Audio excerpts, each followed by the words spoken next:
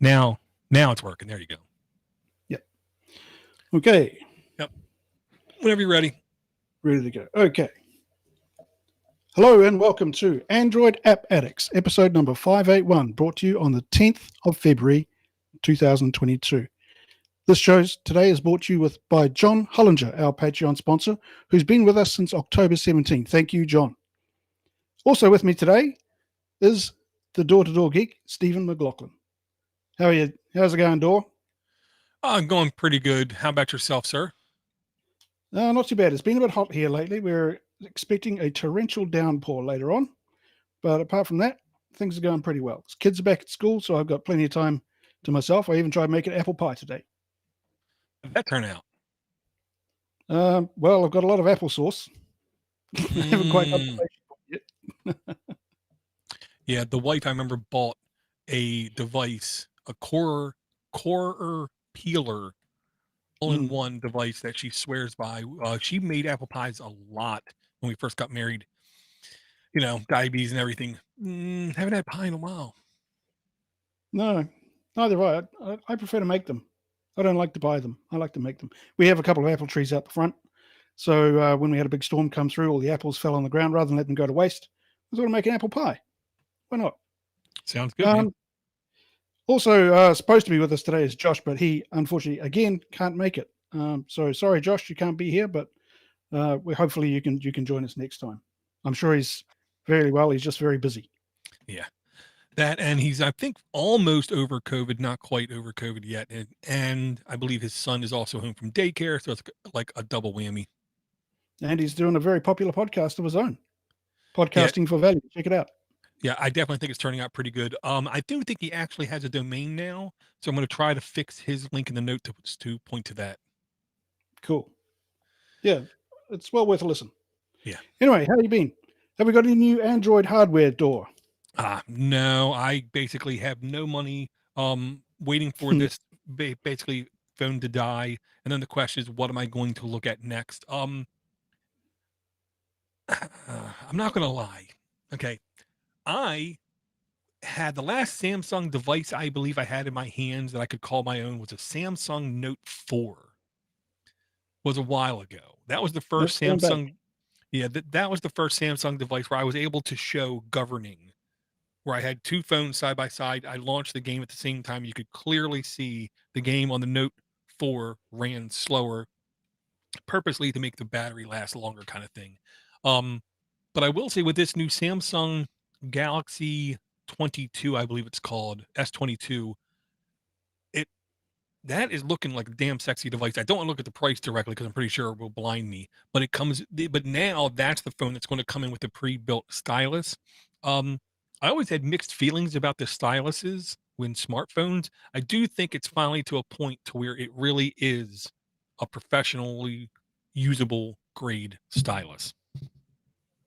Yeah, I think the original Note, well, with Note 4 came with a stylus, didn't it? I'll say most of them did. I want to say they just stopped doing it maybe 2 years ago. Right. Yeah.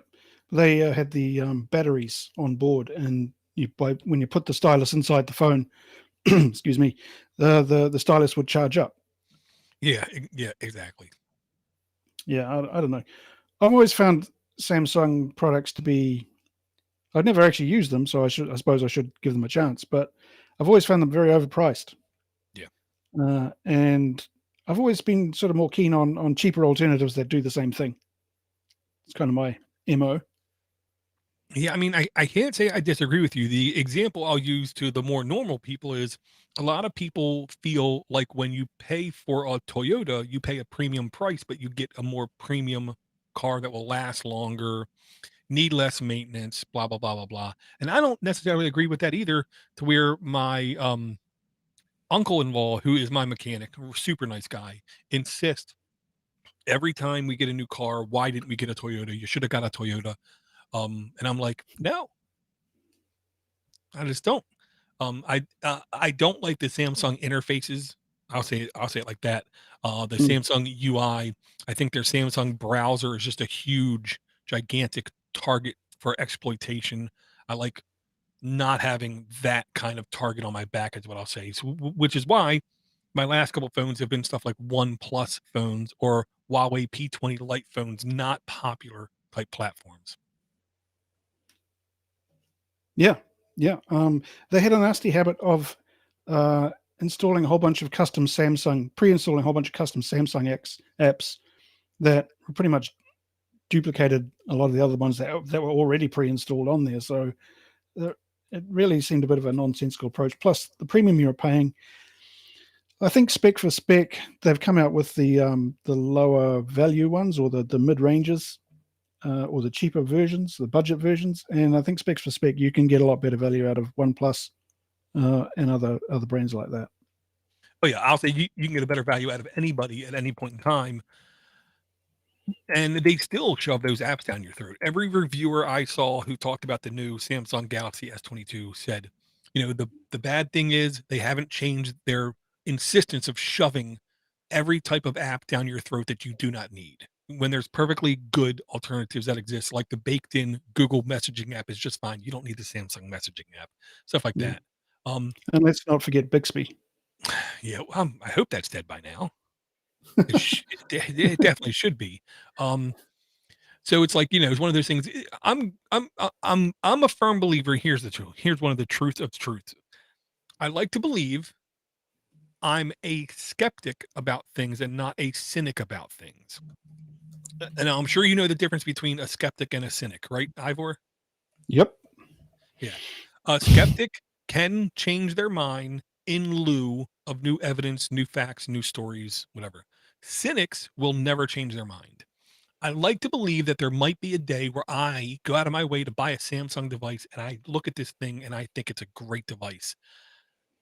I don't think that day is going to come like anytime soon, but I would like to at least play with the S22 and see how like in air quote feels in your hand because I do think it's probably a solidly built device.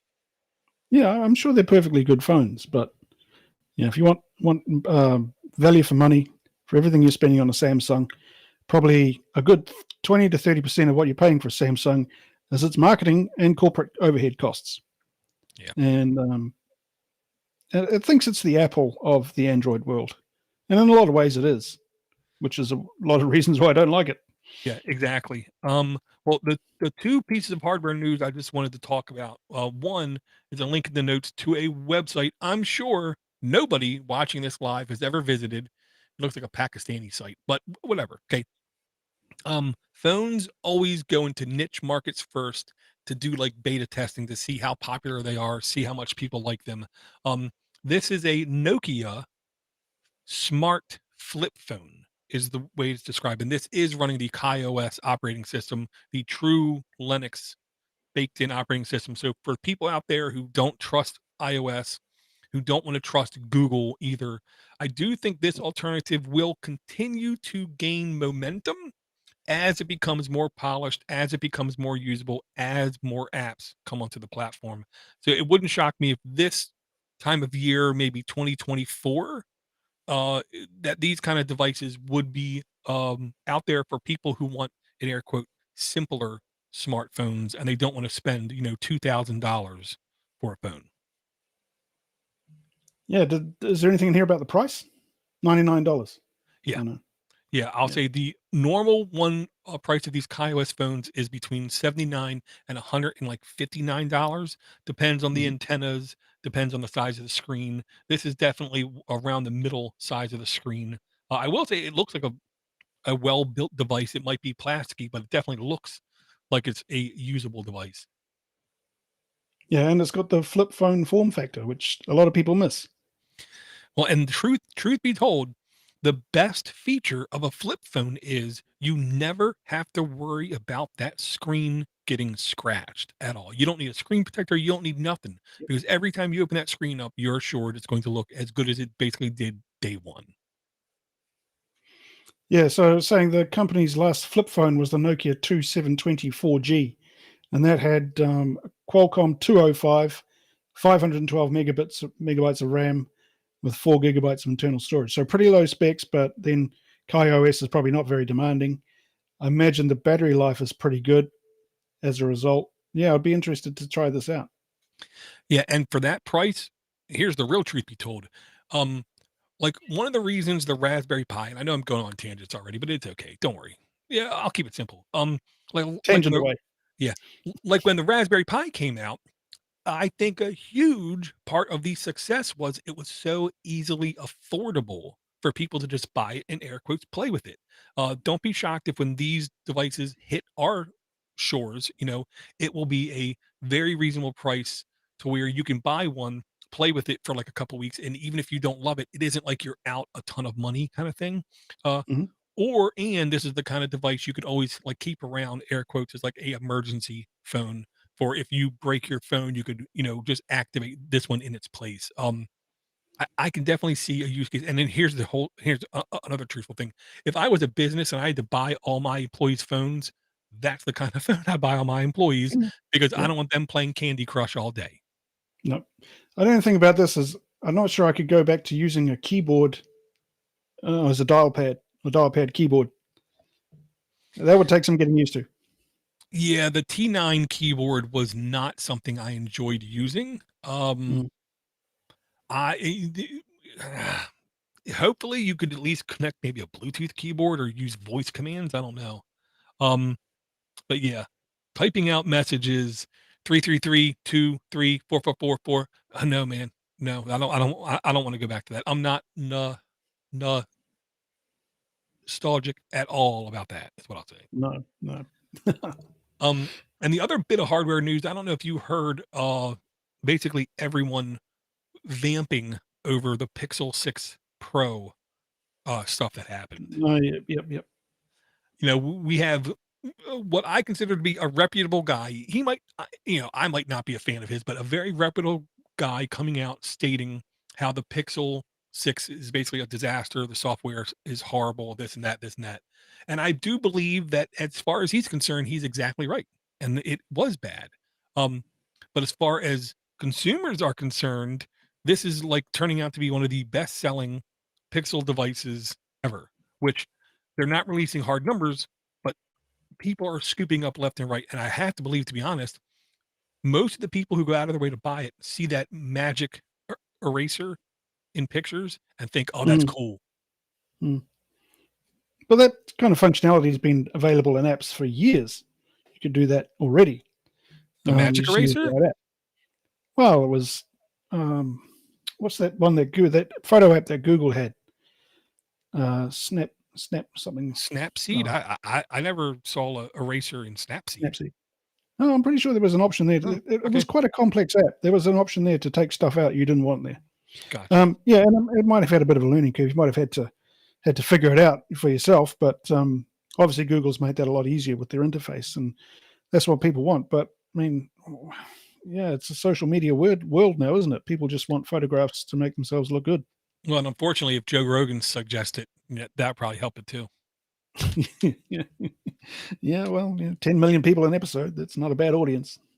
Yeah, it's quite bad. And when his number one demographic is just about the stupidest group of people on the planet Earth, 24-year-old white males. Yeah, yeah. And I can say that because I was once a 24-year-old white male and I was pretty stupid. Oh, I bet I was dumber than you. Well, the only thing worse than that is an 18-year-old Yeah. male. It's a race to the bottom. Yeah, quite literally. Because there's a reason why when you watch cringe videos of people doing stupid things like falling off of balconies and stuff, it's a male, typically around 18 to 26. Just saying. Yep. There's a reason the insurance premiums are the way they are. Yeah, man. And I tell you, the one thing I really loved about COVID, man, my auto insurance rates plummeted. Oh, really? Yeah, because I was driving like 20 miles a month. Yeah. Yeah, now they want me. Yeah, long story short, they went back up. So much for that. Yeah, of course they did. Yeah. I enjoyed it while it lasted, though. Well, I've got a bit of news. I'll just put it in the chat there. This is something I think it's not a huge problem at the moment, but it seems to be an increasing problem. So in 2021, the FBI received 1,611 SIM swapping complaints, which was up from 320 complaints in the 3 years prior. So that's a huge increase in 1 year. Well, from everything over 3 years. Now, this is also a problem in my country, and I suppose in a lot of other countries, but now more and more with two-factor authentication being used on SMS and email access on your phone. It's, you can't be too careful about who has access to your SIM card and what protections your ISP or your phone provider puts on your account.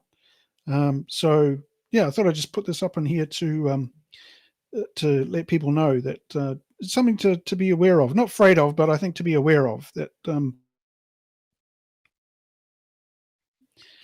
with your phone provider.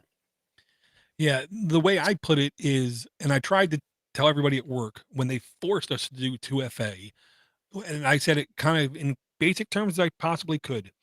Never in your life connect two-factor authentication with your actual mobile phone number.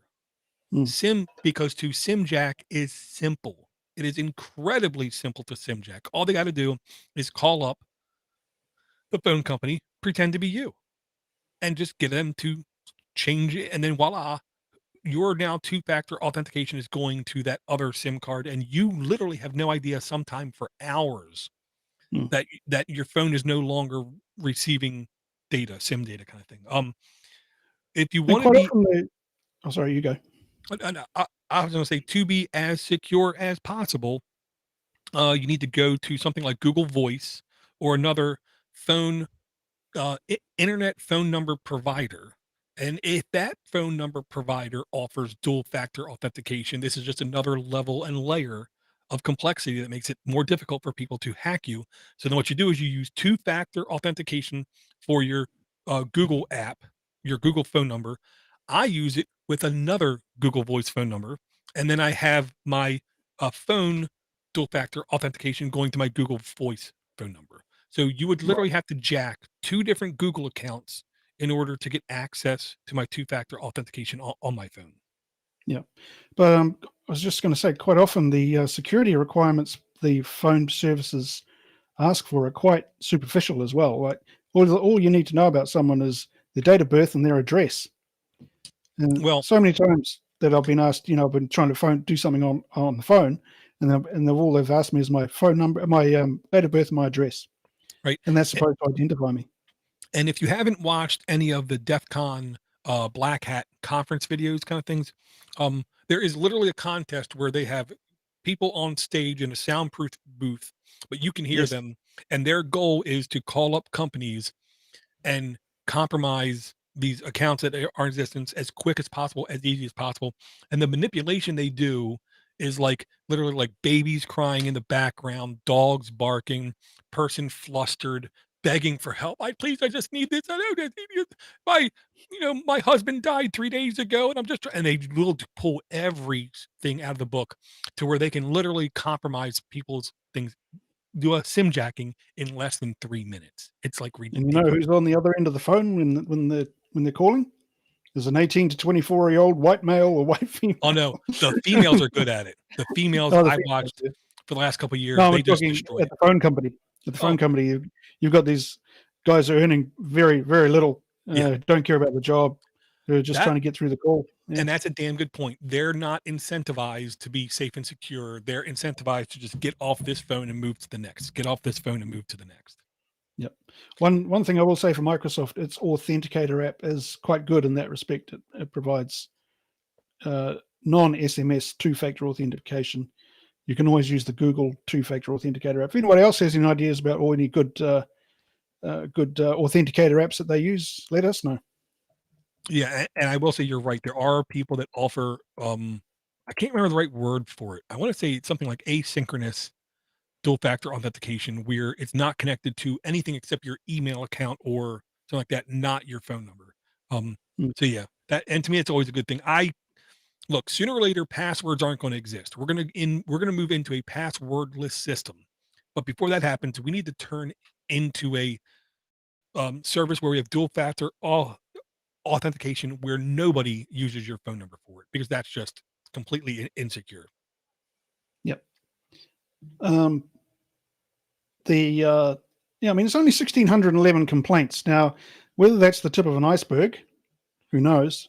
But in a country of 330 million people, that's a pretty good ratio. So your chances of actually getting hacked are still quite small. They are, but it's one of those things. I think one of the things you have to take into consideration is where you work at, and if you're using your work stuff, because if you work at the wrong place where people think if I can get a foot into that company's door some way, Mm, we can make millions off of either ransomware or something else. So you got to like be careful of like spear phishing attacks like that. yeah. The two podcasts I'll suggest is one of them is Darknet Diaries. The other one is AARP Perfect Scam, where in the last year they've both went over in great detail exactly how spear phishing and sim jacking attacks can be done. And the reasons why they're done is sometimes really stupid. You have a Twitter account that has 3 letters in its name. Mm. Somebody out there will pay, $10,000 for that. Yeah, I was just about to mention the Darknet Diaries podcast because I think about a month or two ago they did a very, very good episode on a hacking champion. She's a woman who won the championship. The what do they call it? Hackathon or something. Yeah. So yeah, no, Darknet Diaries, excellent podcast on those sort of technical issues. Yeah. And speaking about technical issues, I know I say this every couple of shows. I have a Mozilla VPN account, partially just to give them money. It's literally only $5 a month, but for a company that nobody pays money to directly, I feel like somebody has to pay them money at least once in a while. So there was some good news that came out, basically saying Mozilla rolls out some new privacy features uh, to its mobile and desktop VPN. And I will say that their VPN has been third-party audited to be completely safe, completely secure, non-tracking kind of thing. It's in the top tier of safe VPNs to use. Um, Mm. Not free, just like private internet access is not free. Tunnel Bear is not free. NordVPN is not free. If you're not paying for something, you and your data is the customer. So if you want a VPN, put out a couple shekels is what I'll say. And I will say the I'm actually Mozilla thinking VPN. about. Oh, Sorry, sorry. I was saying I was just actually thinking about learning how to spin up my own VPN rather than Oh, having to rely on a commercial solution. super easy. Oh, OpenVPN. C-Link. Yeah. OpenVPN. Yeah. OpenVPN. You can take a old Android phone, install Servers Ultimate on it. Then in your router, you just make sure that when that phone connects to that router, you hard set the IP address so it never changes, and then you just open up the port and you're done.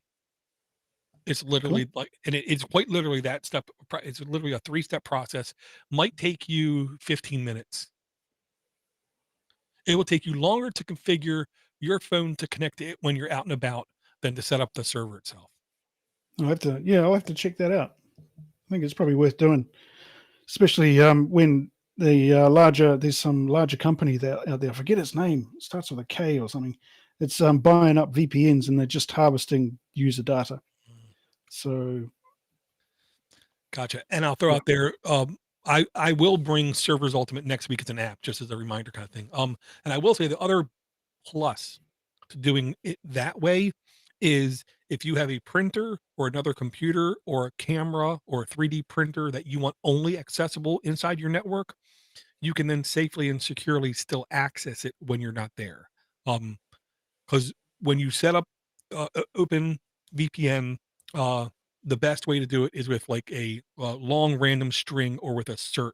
The likelihood of someone being able to guess that long string or cert is, I don't want to say near impossible, but it sure is not easy. Mm, mm. Oh, cool. All right. Definitely have to check that out. Have you got any apps for us today, Dor? Actually I did, but I'm going to throw out one piece of random hardware again, just as Okay. you didn't see this one coming. I will say Josh was very upset because the size of this device wasn't up to what he considered to be your standards, Ivor, and that is in air quote smartwatch. That's not a tablet. Only reason I wanted to mention this is, um, we have normal Intel and AMD processors in desktops and laptops. We're starting to get, we have ARM processors in phones and tablets. We have them in some Chromebooks. We're going to start seeing them in some laptops as well. The next generation, in air quote, and lower down forms of chips are either RISC-V or ESP chips. These chips are super affordable to buy. The programming infrastructure, it needs to get a little bit better, a little bit stronger. The chips might need another generation or two to really be completely usable. But this is an example of a super affordable, I want to say it was $20, ESP32 chip based smartwatch that I'm sure if anyone buys it right now thinking it's going to be their daily driver, the battery life ain't going to be great. The build quality ain't going to be great. The usefulness of it is not going to be great, but it's an example of how this is like the beginning. This is like the first version. You're gonna have to wait till like version 4 or 5 for it to become actually usable. But I'm looking forward to a day where I can buy a small, sub $30 device with a small screen, maybe not a watch, but a small screen like that, and just use it as a one-off appliance type device that I have complete ownership of. I don't have to worry about Apple. I don't have to worry about Google. I don't have to worry about Microsoft or anybody else. I can just control it myself. Yeah, I mean, this very much looks like a prototype at the moment, but it seems very promising. And much like the Raspberry Pi and the Arduino and all those sort of things, if the developer community can get in, the open source community can get behind it and start developing stuff for it, and then hardware will come, and the hardware will improve, and the performance will improve. So yeah, it's quite interesting where this might go. Very cool. So do you want to bring an app or do you want me to bring one? I've got one. I can bring one. Then you can bring one. How's that? Sounds good. All right. So I don't know if you're like me, but I think a lot of people are.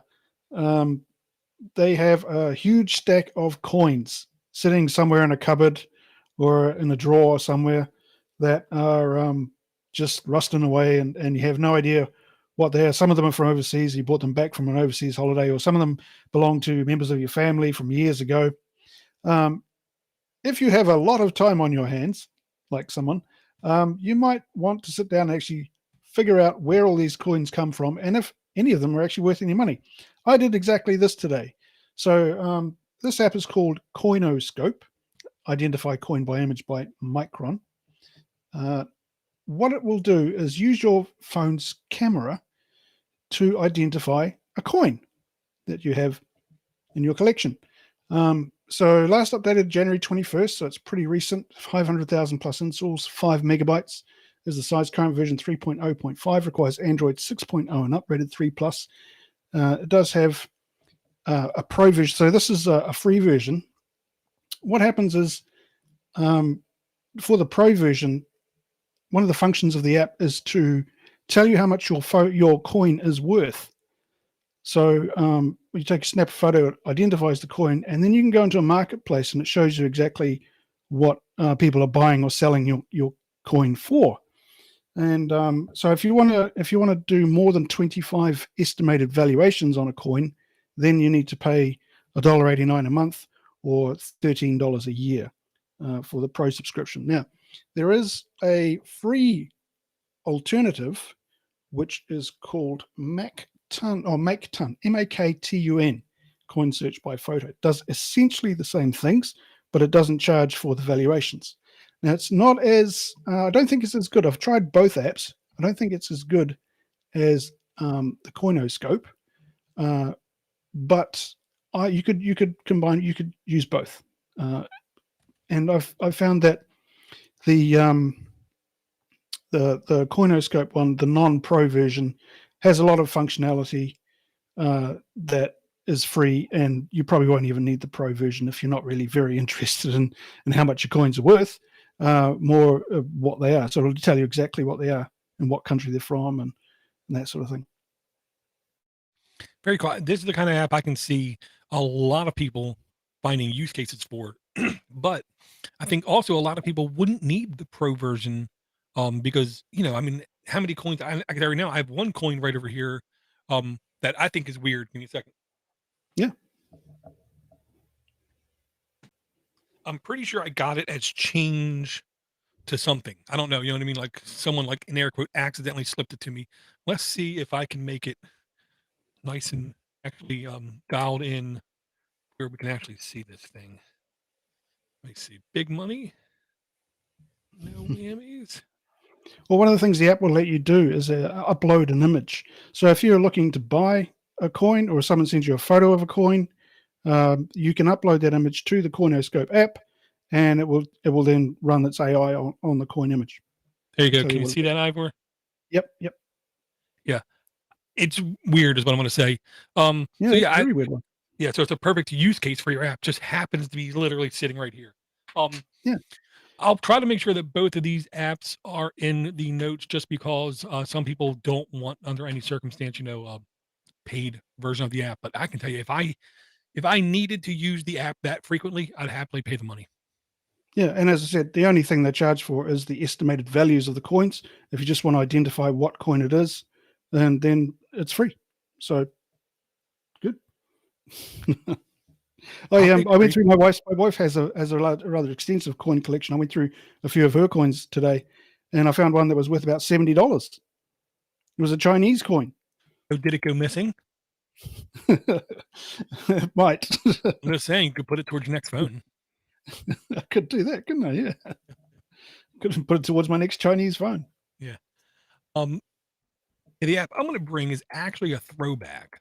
I'm going to do this, I think, once in a while in the future, where I just look back at an app that we brought 8-10 years ago, or whatever, and just see, is it still alive? How's it looking? Is it improved? Is it changed? Is it worth looking at again, kind of thing.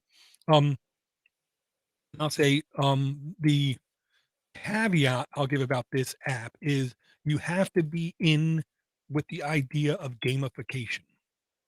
And gamification is basically turning normal things that you're not rewarded for. You know what I mean? I'm not rewarded for feeding the cat. I'm not rewarded for cooking the family dinner. You know what I mean? But in the app, you can set up goals like a RPG type game, to where you can get rewards for certain behavior and certain things that you do. This is one of the first ones that we ever brought, called Habit RPG.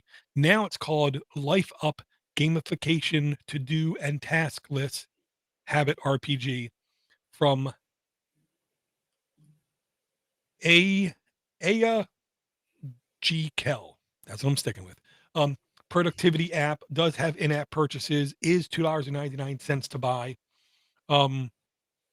It is currently 4.7 reviews out of 892, which I think is uncommonly low, considering this app is literally like a decade old. So what I'm thinking is, maybe when there's major versions of the app released, they might filter out some of the old reviews. It wouldn't shock me if they're doing something like that.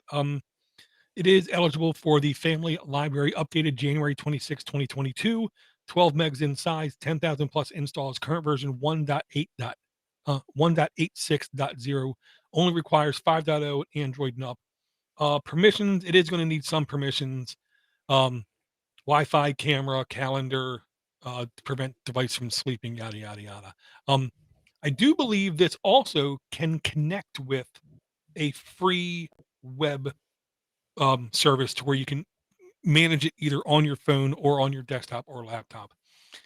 Again, it's just a simple way to say, okay, every time I walk the dog, give me like 5 experience points.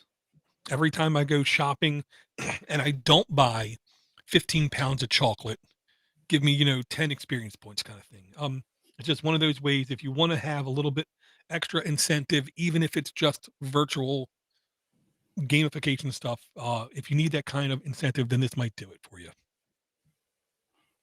Actually, I've got an app here that dovetails into this one very nicely.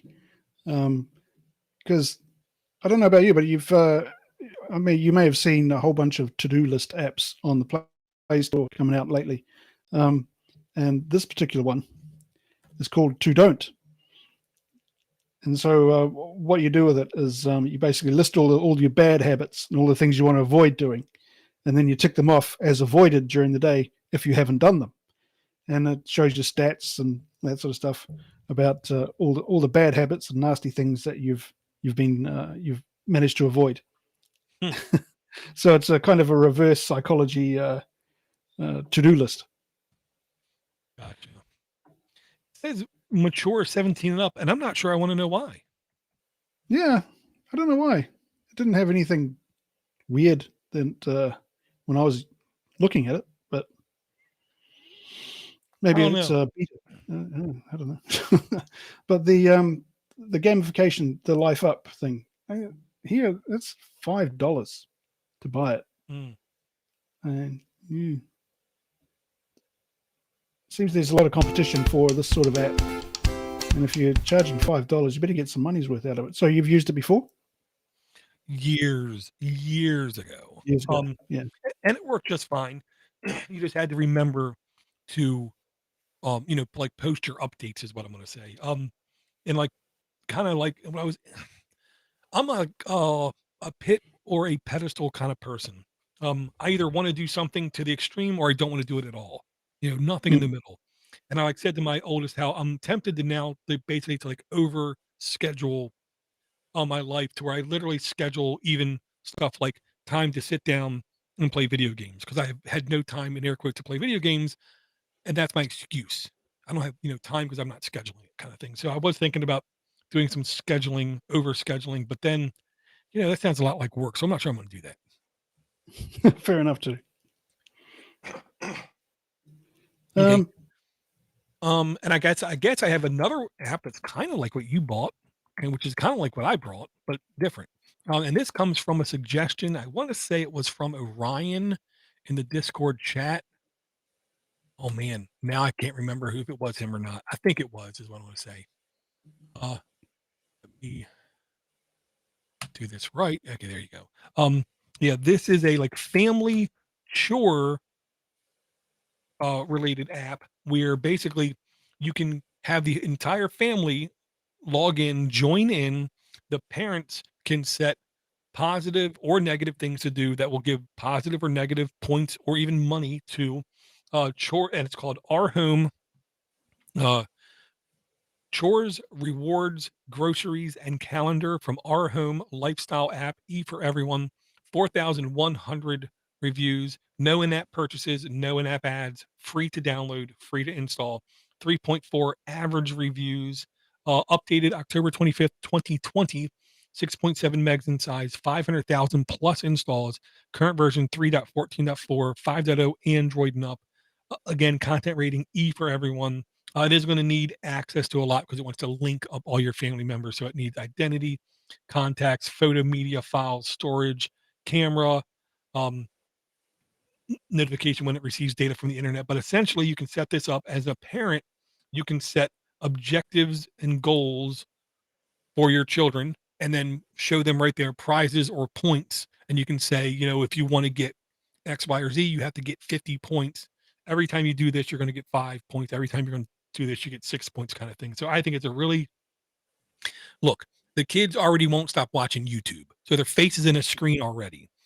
Why don't you put this app on their phone as well and let them know, here's how you can get extra stuff from me, the parent, if you follow this app and do these chores and rewards that I put in there. Wow. Yeah. I have mixed feelings about this app. I'm not so sure about it. I know that it would not go down well with my kids.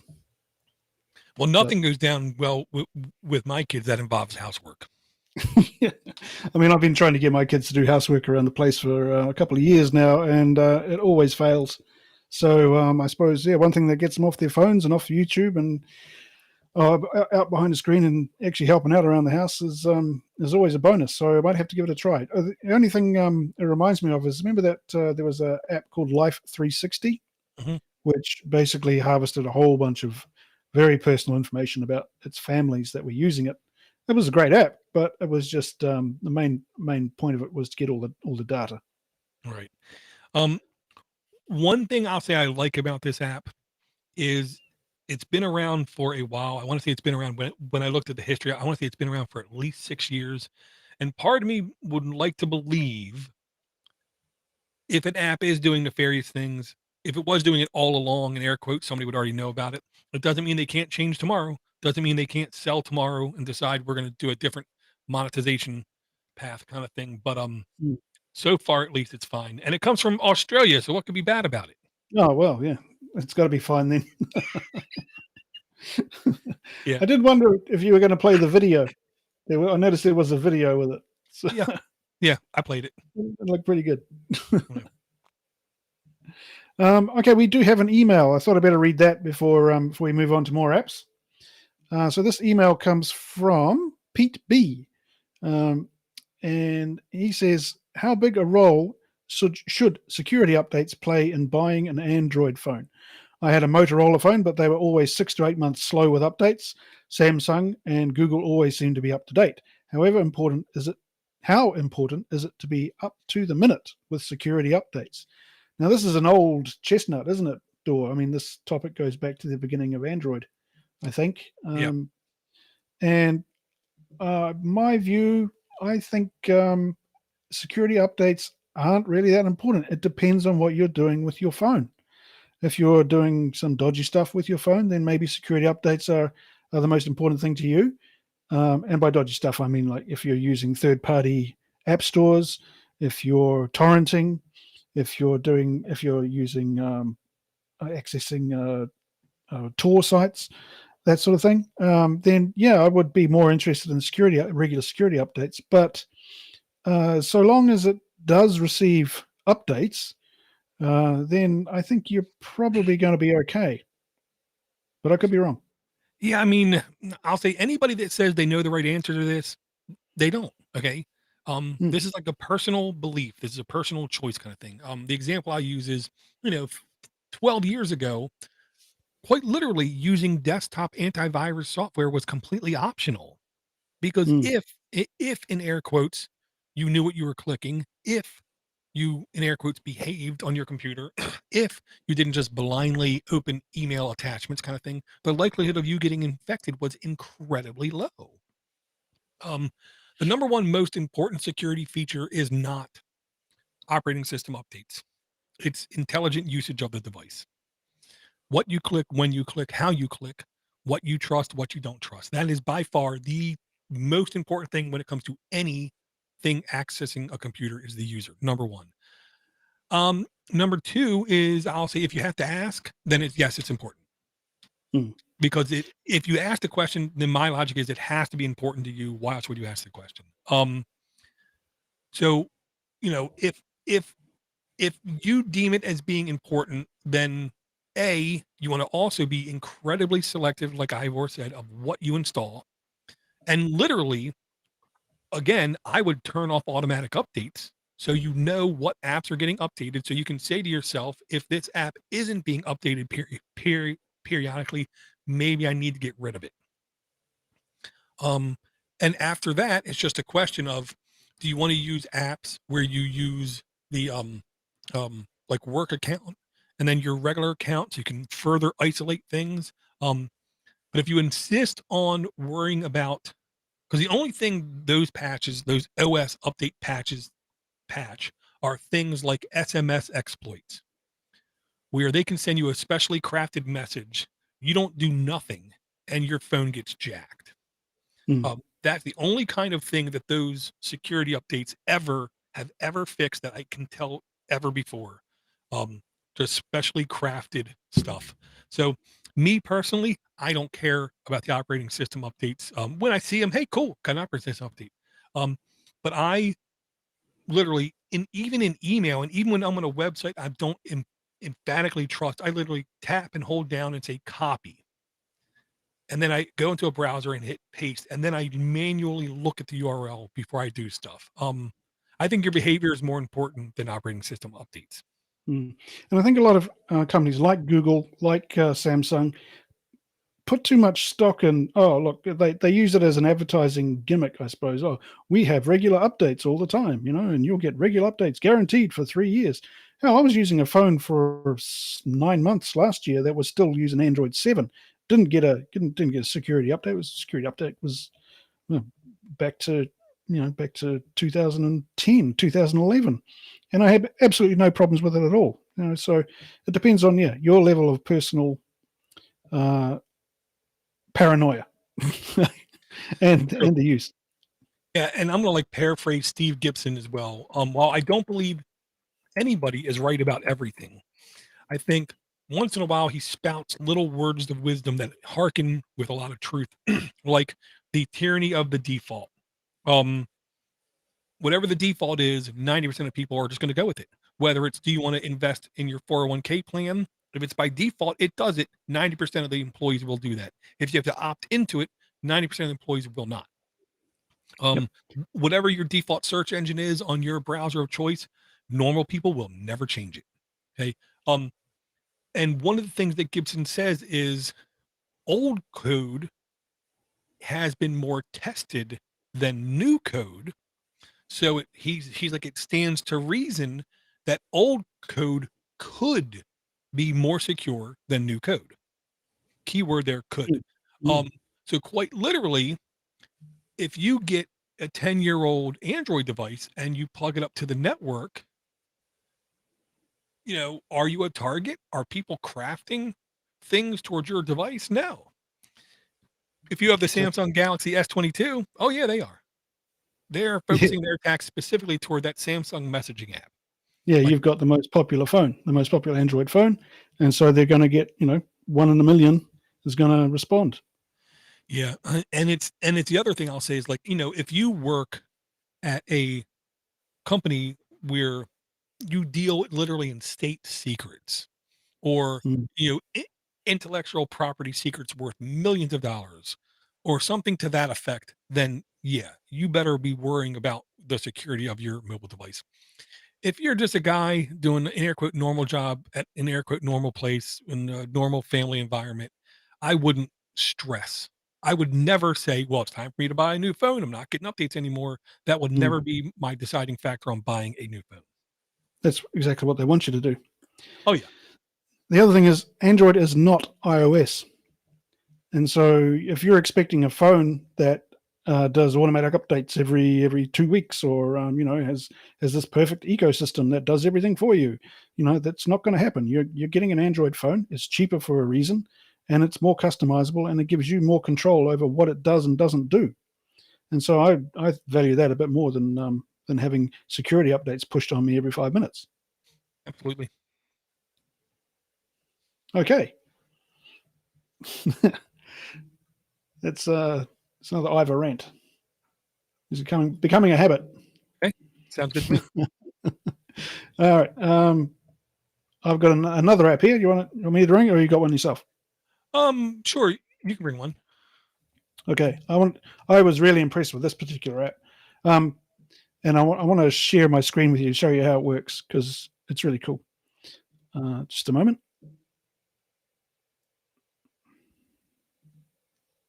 Sorry, having a bit of trouble here. Allow. Right. You should have that up on your screen. Okay, so this app is called Invaluable. Now, once you've scanned all your coins, and some of them might be you might find them valuable. You might want to find somewhere to sell them, or you might be interested in auctions. Being stuck here at the bottom of the world in New Zealand, I find our range of options for buying stuff is quite limited, and I quite like auctions. So this app, Invaluable, is a online auction house, and it has a. It was actually I found quite impressive. So if we go into it to start off with, it shows you at the bottom there. You've got a home option. Shows you recommended items that you might be interested in. I suppose it's based on things you've searched for in the past.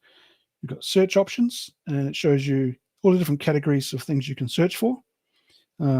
Toys, guns, wine, all sorts of things like that. Even real estate, fine art, you name it. And then it goes into upcoming auctions. Sorry, this is a little bit slow today. And the best thing about it is you can filter on different options here. So you can have different categories of auction. Let's do fine arts. Go back there. And countries. So you can select a specific country. Let's say I want to go and have a look at South Africa.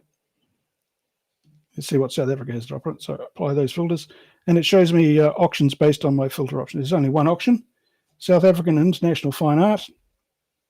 I can go into that and have a look. But the thing about this app that I really like is the auction experience. So if I find an item that I want or I like, I can favorite it, and it will notify me when that item has come up on the auction block. And you can go and have a look at auctions that are in place or happening at the moment. Hang on, going back into my auctions screen. So where an auction is underway, you can join the live auction. This is the modern and contemporary art auction.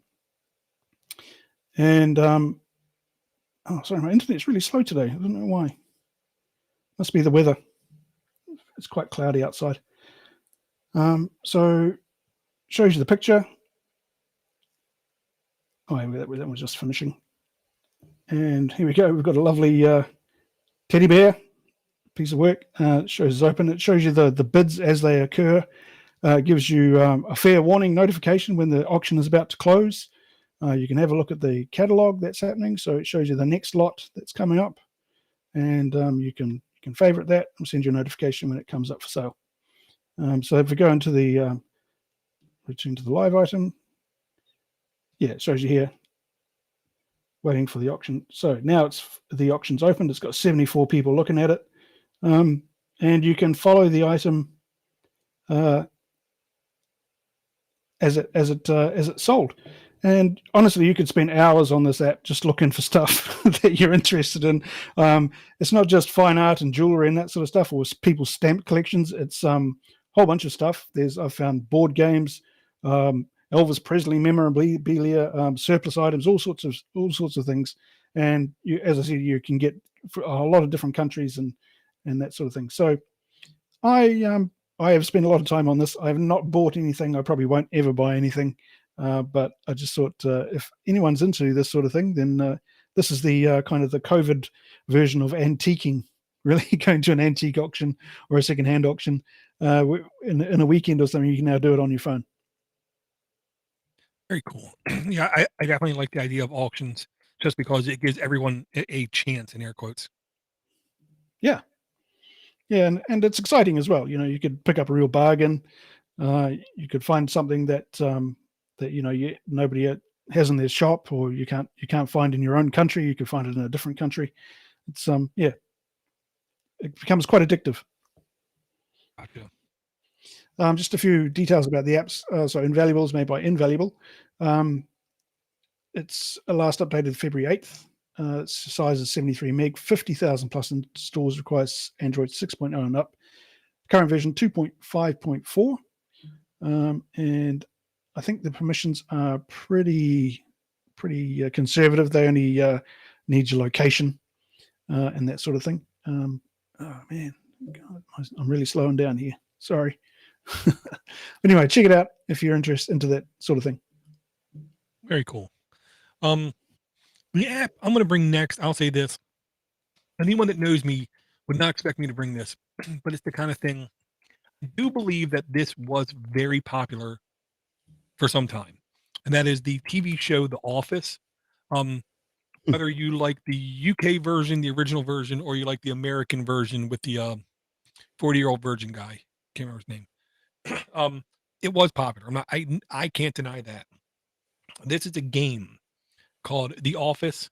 Somehow we manage from East Side Game Studio to simulation game, 6,149 reviews, looks around 2.5-star reviews, T for teens, does contain ads and in-app purchases, free to download, 2.7 average reviews out of 6,100. That's not great reviews is what I'm going to say.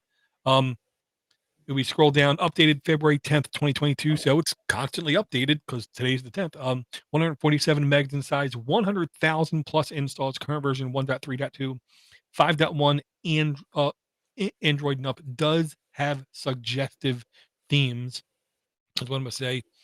Permissions, Wi-Fi connection, and basically that's it, which I'll say is fair, is what I'm going to say. Essentially, you're, I believe, living through like, I don't want to say a season or a specific episode of this show, but your normal kind of conundrums that happen on this kind of show where you have to guide the characters from the show through specific events. I'm sure there are scenes from the show that appear in this game, but I wouldn't know. But if you or someone you know is a fan of The Office, because it seems like the people who are fans of this show are really big fans of the show, um, I suggest you point them to this app and say, "Have at it." Yeah, I love The Office when it was on. I have direct experience of working in an office in the UK. Yeah, and a lot of the things that were happening on The Office, seemed to have been lifted straight out of what was happening in that particular office where I was working in the UK. It just got to the point where I think I watched about 2 or 3 seasons, and it got to the point where it was just becoming so cringing. I just oh I could I couldn't get to I couldn't tell the difference between reality and fantasy anymore. Mm. I was thinking, God, this is really, really bad. And it was really starting to mess with my head. So I stopped watching it, much to my regret. But it was extremely funny. I absolutely understand that, um, like triggering effect, Mm, because I won't watch The Wire because I know how disgusting and dirty Baltimore City can be, and that show's based in Baltimore, and I don't want to right. watch a show dramatizing just how bad that city can be. Yeah, no, fair enough. But yeah, Ricky Gervais is, in my opinion, a genius who did a great Ye job of depicting office life at I'll that particular say nearly everything I've seen that guy in, time. I just shut my mouth and pay attention because besides just being funny, his comedic timing, I'll say it's in like the top 3 or 4. Oh, he's good. Yeah, very cool. All right. One more from me. And this one, we've had this one's all about finding a person who can help you with your maintenance issues. If you need a plumber, you need an electrician, you need a roofer, you need anything like that, then this is a great little app to use. It's called Free Job Offers. Find electrician, plumber, and smith. That's what it shows up as on my view. But it's also called Ernesto, Ernesto, Fast Home Services. So it just seems to have recently changed its name. I don't know why. Basically, what you do, here we go. You can get a plumber, electrician, painter, carpenter, smith, constructions, mover, chef, driver. Basically, any of these sort of trade jobs that you're looking for someone to come and do at your house, then you can go onto the Ernesto app. You need to set your location, give it location permissions. It has about six. Sorry, I was using the wrong one.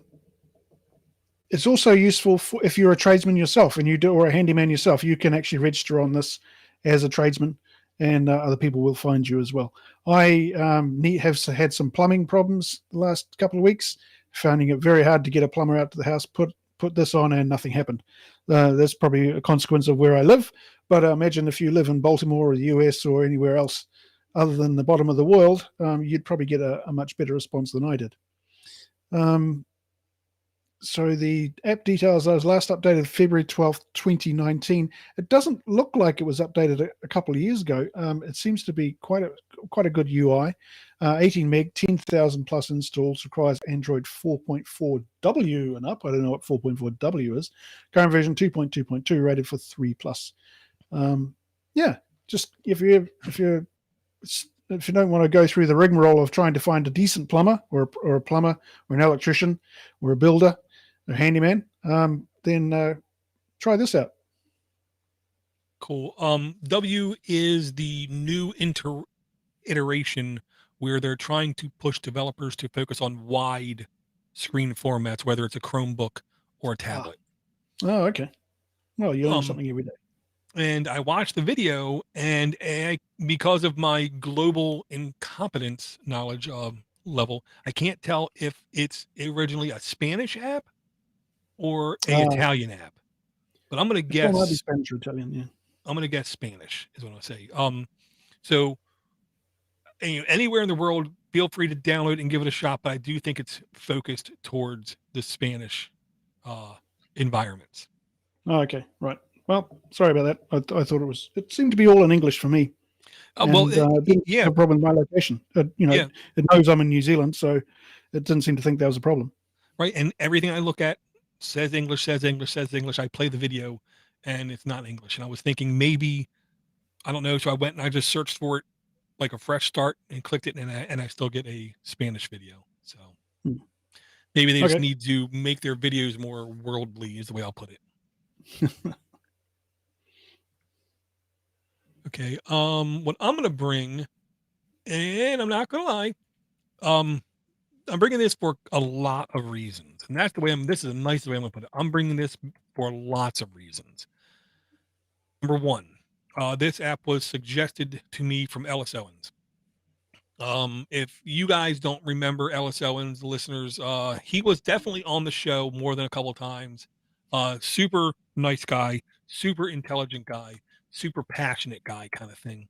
It's been a while since I've heard from him. What I'm gonna say, he's had a lot of things going on besides life and kids, so he's been really busy. I'm also bringing this app because I've been communicating with Tracy Holtz every couple weeks. I like have Voxer chats with him back and forth.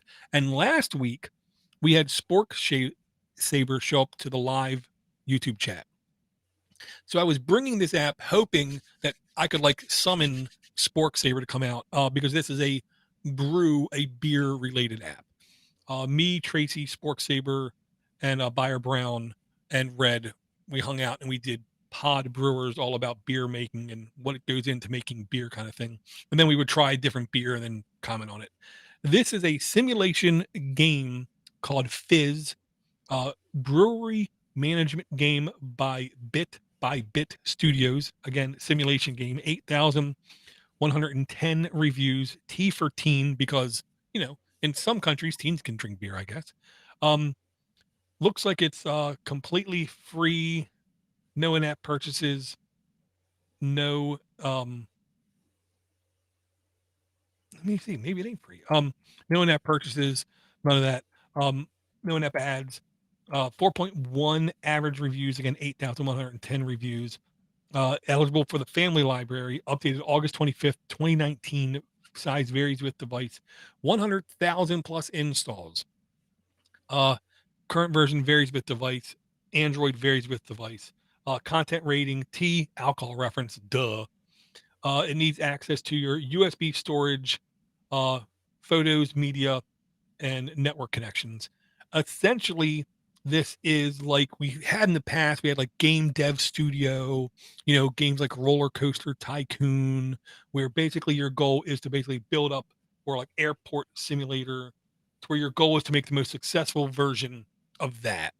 And like the video says, in some games, you have to rescue the princess, or slay the dragon, or save the world. This time, do something that really matters, make beer. And that's like the video intro to the game. You have to basically decide what kind of hardware you're going to use, what kind of ingredients you're going to use. Now, if Josh was here, I was hoping he was going to be here too. Josh, this was his job back in the day. He was what was called a brewmeister. He knew the art of how to brew beer, what ingredients went good with what other ingredients. So part of your job in this is you have to pick who to hire, and the people who you hire have unique abilities, is what I'm saying. Some of them are just fast. Some of them can lift a lot. Some of them understand the craft brewery a little bit more than other people. So you can put them each on different jobs in your factory. I will say it's on all platforms, Amazon, Apple, and Google Play. Thank you very much, Mac Geek, in the chat for saying it is iPhone compatible. Here's the best thing, in my humble opinion, about these kind of games. If you have a little bit of knowledge about the business or beer or how it's brewed, just a little bit of knowledge, then this is the kind of game you can literally pick up, play for 5 minutes, 10 minutes, put it down, come back 2 or 3 days later, basically not have to worry about where you're at, and just pick it up and see what needs to get done. And then voila, pick up where you left off, do some more things. The only way I could say that this game completely sucks is if it forces you to make IPA beers because they suck. But that's just me. Cool. Yeah. So is it like one of those idle produce as much beer as you can games, and that's pretty much it? Or Well, is there more? you have to make good beer. I do believe you can also submit your beer to competitions, and you have to make sure you make enough beer, and it can't go stale, it can't go flat. It has to be like delivered at its prime kind of thing, and then you just have to try to expand your business to make it as large as possible. Awesome. Only they had a cider version. Wouldn't shock me if it exists at all. Have to give it a go.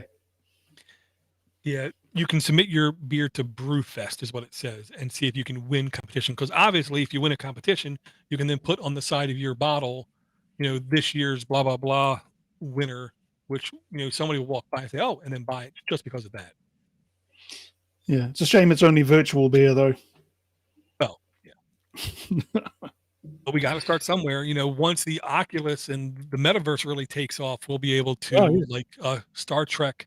Hey, we could go drink driving in the metaverse. Yeah, and like, yeah. I personally, I still think it's all just a joke. Oh, now the latest business people are basically saying everything involving NFT is a scam. Oh, what a surprise! I know. Oh, really? Which I'll say, and what the one place did was they basically traced back who was pushing the NFTs, who's buying the NFTs versus who's making the NFTs. Because to make the NFT is extremely energy intensive. And what they believe is at least sometime the person making the NFT is one of the things you can do in the NFT is say, okay, every time this NFT is sold, I get 2% back or 5% back.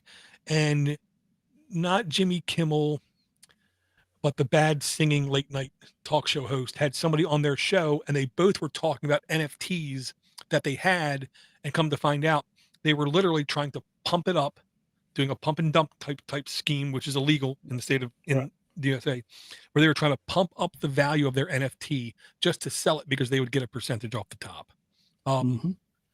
So it's like,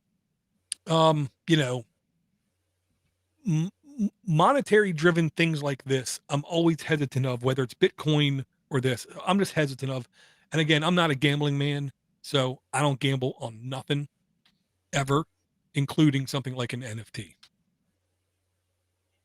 No, I would stay well away from NFTs.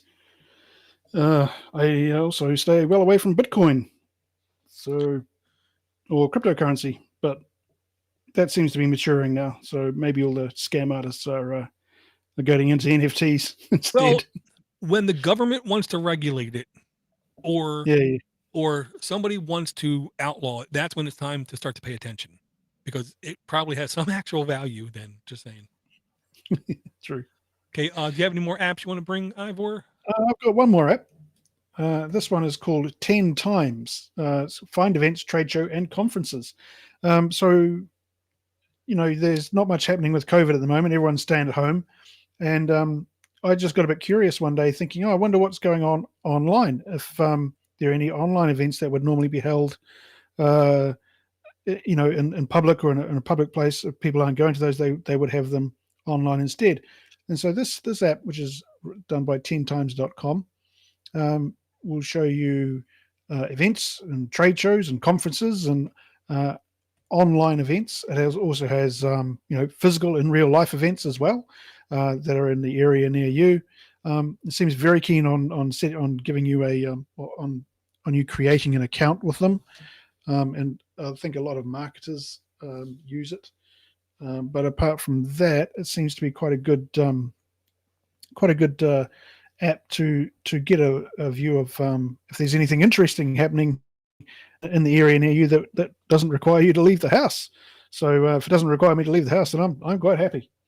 And you can also check out international events, see what kind of interesting conferences are going on, or that sort of thing. yeah, if you're and I think you also get alerts and it will show you local events as well. So check it out. It's actually quite interesting. I haven't actually joined a live event yet, but it's because I really haven't found anything that interests me so far. But there might be a few tech things. Maybe some open source stuff or whatever. But there's a huge range of different categories of events that you can select that you're interested in, and yeah, so it's definitely worth having a look and seeing if there's anything there that you wanna join online. Yeah, I mean, the numbers they present are staggering. 3 million plus events, 70,000 plus live events, 10,000 plus online events, 50 million users, 248 countries. That's nearly all of them, I'm going to say. And Yeah. 29 plus categories. So just if I take all that, I take the smallest number because it's the easiest to digest. 29 different categories. I'll say that to me is a good spread of Mm, topics you can mm, find. And I can tell you who I think this would be like perfect for is a truck driver, somebody who works on the railroad, somebody who works for an airline where you have to always travel around. You can drop into a city, load this up, and see what's local, what's close. Um, or if your job, hypothetically, you have to go to a conference and event, well, you're going to go for 4 days, but the conference is only 2 days. Well, you can load this up, maybe find something else to do as well. And the connection I'm going to put in with this is Jonathan Nadeau, really good friend of Podnutz is what I'm going to say, really good friend of mine. He is doing a conference event where he's planning on no in November to have basically a conference event up in Worcester, Massachusetts. Um, I'm going to try everything in my power to make it there. A, because I haven't seen Jonathan. He hasn't seen me in a long time, but I haven't seen Jonathan now, and I want to say 4 years, and that's way too long. So I'm going to try to make sure A, his event is booked into this system, but B, that I actually get up there and offer him a beer that's not an yep. IPA. Yep. Another good option, if you're into this sort of thing, is an app called Eventbrite, which does pretty much the same thing, but I think it's really just a directory listing of the events that are in your area that are happening. But the thing I liked about this is it showed you all the online stuff that's happening as well. So live streams, online events, and also physical in real life stuff. Yeah. Well, yeah, and Eventbrite, I believe, is like Ticketmaster, where more than likely they're only going to promote their own events. Yeah. Yeah. So this seems to have a really wide range of topics and events. Gotcha. I think it's a really good app. Yeah. Yeah. I've spent a bit of time on it. Okay, I'm going to bring one more. I'm just going to say random app, and I believe now after just looking at the description of this app probably hasn't been updated in a good while. The last line of the first paragraph of the description is, you can also set a timer and program the night mode. For more info, search for Chroma Keyboard on Google and Google Plus. So yeah, this hasn't been updated in a while, is what I'm going to say. If you are a fan of like the RGB computer case kind of thing where you want, fancy, bright, shiny colors inside of your computer kind of thing, and you don't have it on your phone, because to have a phone with actual RGB lights is really expensive right now.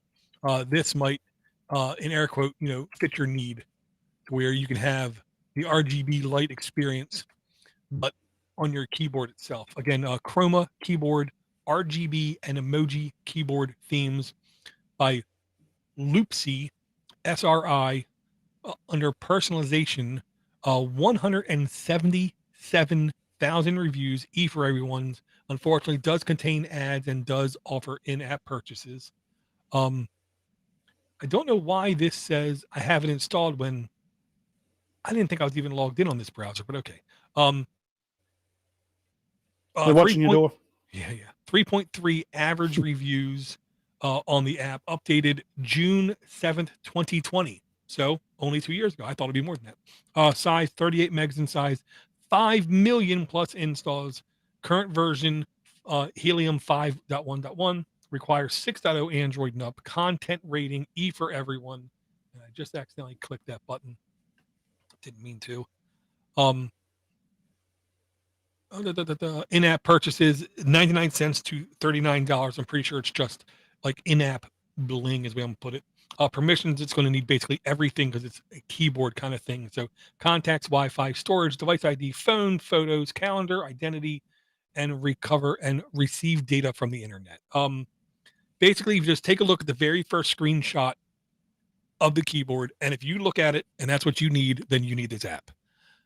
Me, I think it would be difficult for me to read that, but I'm sure there are people out there who absolutely are infatuated with their keyboard being all bright and colorful.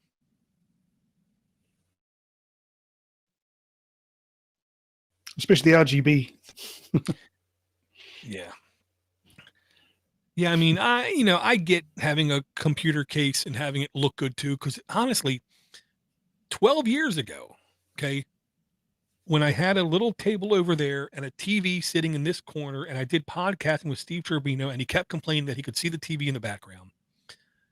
Back when quite literally Linux for the Rest of Us was episode 1, my computer on the very front had 2 pieces of plastic with air bubbles in them, so it looked like bubbles in them, and the RGB lights would go through the different colors nonstop.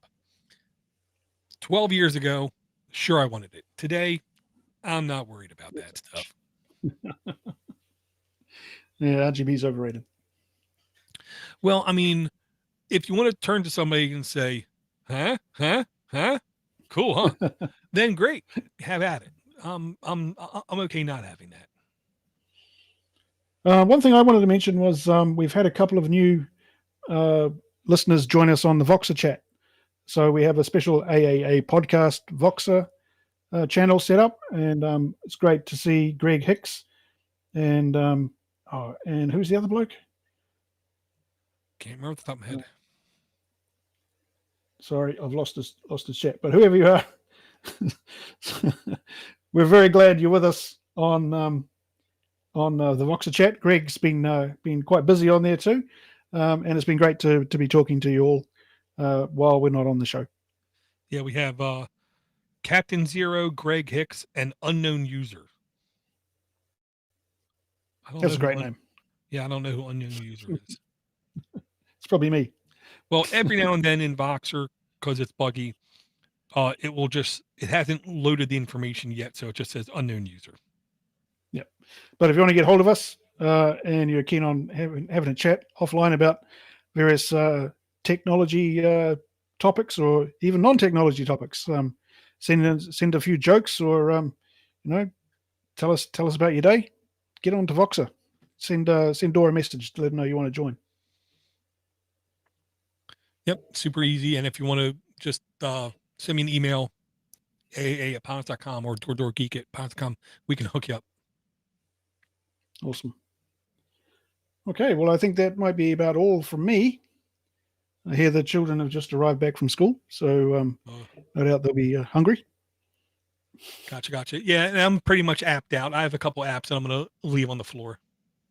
Yeah, I'm going to leave until I've got a couple I'm going to leave till next week too. Do you want to do an app rundown? Sure. Now, I may not get these in the right order, but here we go. So the first app we had was Coinoscope by Micron, MICCRON. And then also mentioned with that app was MacTun by Albuca, OU, followed by Life Up, Gamification, Do, and Task List Habit RPG, a Yagi K. Then we had To Don't by Crazy Marvin. I love that name, Crazy Marvin. Following that, we had Our Home, Chores, Rewards, Groceries, and Calendar by Our Home. And then we had Ernesto, or Free Job Offers, Find Electrician, Plumber, and Smith by Bytron Sri, which seemed to be Spanish, but who knows. Then we had The Office, a game, Somehow We Manage. The Office, Somehow We Manage by Eastside Game Studios. I really have to check that one out. And then we had 10 times, find events, trade show, and conferences. And sorry, got Fizz Brewery by Bit Studios. And finally, Chroma Keyboard RGB and emoji keyboard themes by Loopsy SRL. How many was that? I want to say it was at least 9. 1, 2, 3, 4, 5, 6, 7, 8, 11. 9, I get 11. 10, 11. Yeah. Very cool. So there you go. 11 apps for you to try. Let us know if you install any of them and try them out. Let us know what you think of them. Yeah, or if there's an app that we clearly missed, don't hesitate to shoot us an email. Very easy, aaa@podnutz.com. And I'll say if you know of an app that exists on another platform and it isn't on Android yet, or vice versa kind of thing, just let us know about it. I have no problem doing Google alerts on that kind of thing so I can keep up to date. I like to bring apps when they're as fresh as possible, or something like The Office somehow I missed for years. The easiest way to get in touch with us is easy, aaa@podnutz.com, or you can send us an email, a voicemail at 7076 Podnut. Haven't had an voicemail in at least a little bit to where I had to go and like reactivate the phone number just to make sure that we were going to keep getting stuff. So I had to turn that back on. So if you want to send us a voicemail, 7076 Podnut, or you can hit record on your Android phone or any place else, send it to us. If you want to support us, it's very easy. Patreon.com/Android App Addicts.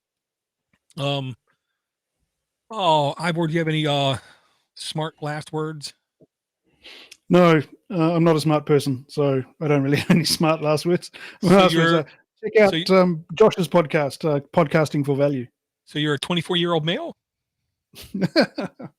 I think I've always been a 24-year-old male. Yeah. Hey, I'm immature. I'm not gonna lie. So yeah, thank you, Ivor, for coming out again. Podcasting for Value. It's the number 4. Go check it out. Send Josh feedback. Tell him how good, bad, whatever the podcast makes you feel. I personally think he's doing an excellent job, and he's definitely getting better as time goes on. So that's awesome. I want to thank the Mac Geek for coming out, Swift for coming out, Eric for coming out. And my brain just completely like dumped on itself. I'm pretty sure I mentioned everybody in the chat. I'm not sure if I didn't. If I skipped you, sorry about that. If you want to have a reminder when we go live, super easy. Subscribe to us on YouTube, subscribe to us on Twitter, subscribe to us on Facebook, or you can join us on Discord, and we post our updates there as well. And the last way is simply just send me an email and say, hey, Door, send me an email before you go live, and I will try my best to remember to do it. Don't always remember to do it, but I'll try my best to do it. So I want to thank everyone. Yeah. Oh, I guarantee nothing. And I could always just blame the email. Oh, the email's slow. Sorry, I sent it. You didn't get it yet. So I want to thank everyone for subscribing. Thank everyone for their continued support. Thanks everyone for coming out, and we will hopefully talk to everyone again in about a week.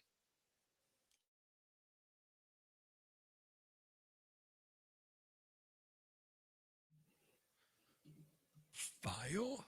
I always save project as first because once in a while it likes to go boom. But I will say, from the first time I used Audacity, 10 plus years ago to now, it has gotten unbelievably stable compared to how it was before. Yeah, it's great. I've never had a problem with it.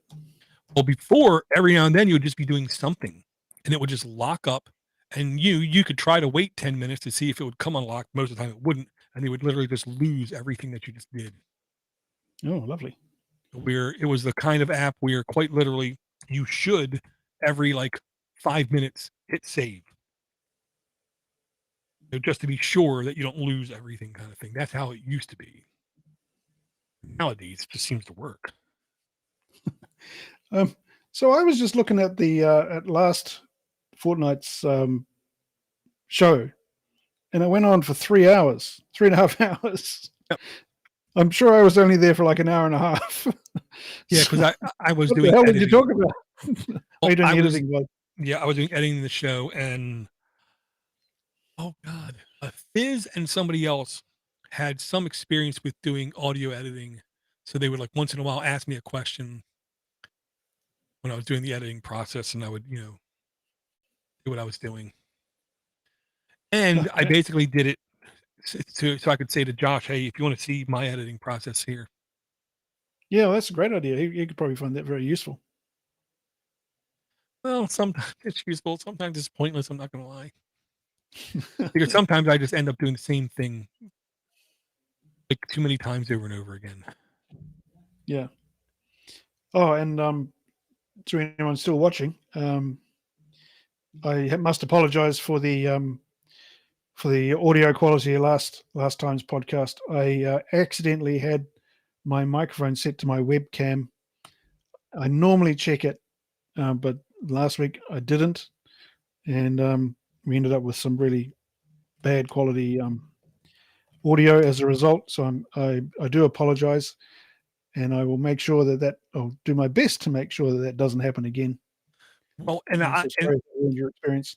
And what I'll say is, so someone who wants to understand editing, that was a good example of how anything in post-production can be overused to where it isn't helpful anymore.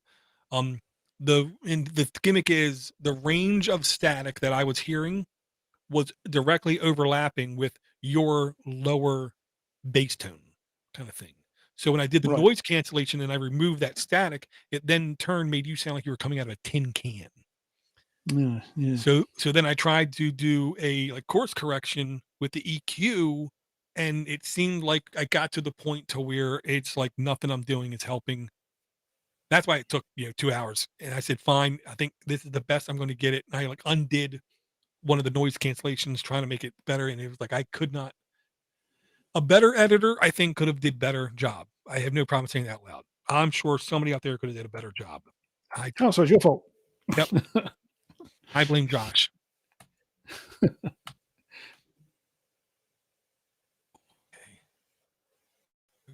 so and I know like the good mechanic never blames his tools. So Yep.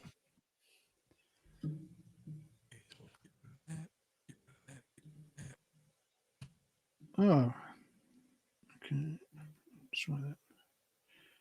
Seems to be calling this an OGM file. Yeah, you want OGG. Yeah. Quality of 8. Try exporting it again. I thought I had. Oh, mine's taking its sweet time. It's Og Vorbis, isn't it? Yep. VORBIS. Yeah. Mm-hmm. And then you should have a quality slider. You want a quality of 8.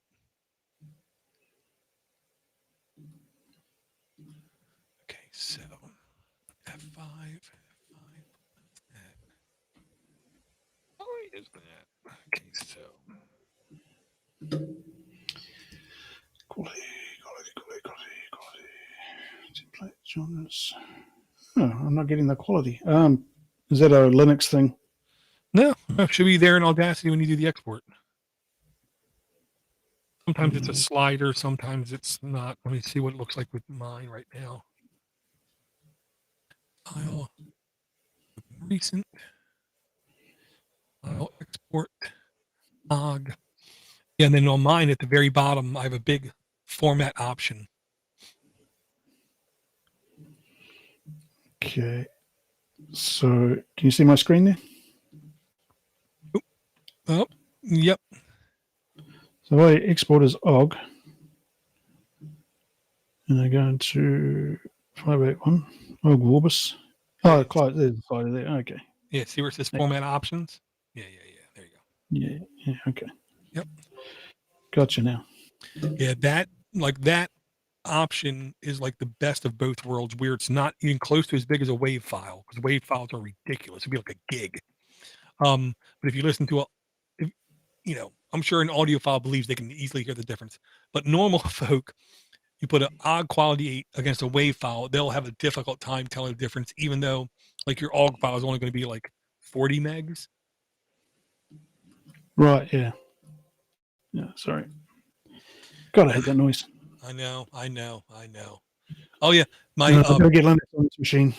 My fridge, when you leave it open too long, it goes ding ding ding, ding, ding, ding. And I thought to myself, if I could hack my fridge, I would make, I would replace that chime with cha-ching, cha-ching, cha-ching. So my kid might understand leaving the fridge open literally cost me money. Yeah. My daughter got home from school yesterday. We were up to 32 degrees outside, and she just opened the fridge and stuck her head in the fridge door. I believe it. I believe it. Well, she had to wear a mask all day. Yeah. Imagine, having put 30-degree and then no air conditioning in the classrooms either. So Yeah. New Zealanders don't believe in air conditioning. I'm just really happy I'm not in school. I mean, I was thinking about it. Okay. The other day I was thinking in elementary school, I can tell you almost all my teachers. There's like one or two that I can't remember their name, whatever. I jumped to middle school and I go around the entire school and I can only name like 5 teachers, 6 teachers. And then I go around my high school down the hallways and I can only name like 3 teachers. I hated high school that much. You know what I mean? And when the Yeah, one I can't teacher, remember. yeah, and when the one teacher told me in social studies class, essentially social studies class, if you don't get in front of the class and give a presentation on a topic, you will not pass this class. And if you do not pass this class, you cannot pass this grade. And if you don't pass this grade, you're not graduating school. To which I said, hasta la vista. Guess that means I quit. And he was like shocked. What? What? Yeah, no, I'm not doing that. I will fail. Yeah, well, it's what was the biggest fear that people have is public speaking. And that's how I was when I was in school. No, I'm not doing that. Nope, nope, not doing that. Bugs, spiders. I don't like spiders either. So yeah, so it's like I literally went into the office and my mom was there and I said, yeah, I'm quitting. And they said, well, what are you going to do? I said, well, I'm going to go get my GED. And it was literally at the time Yeah. where I got my GED and now in a court of law, I can say I have my high school diploma. But quite literally, I went, I signed up for the GED. 2 weekends later, I went and took the test and I passed and had my GED. And I was only supposed to be in like 10th grade. So then my mom said, what are you going to do? I said, I'm going to go work at a pizza joint. I'm hungry. So yeah. So then I did nothing for years except eat pizza. Then I said, well, let me work at a roast beef fast food place. And I got a good taste of roast beef. And then I said, let me go work at a burger fast food place. And just kept putting on weight.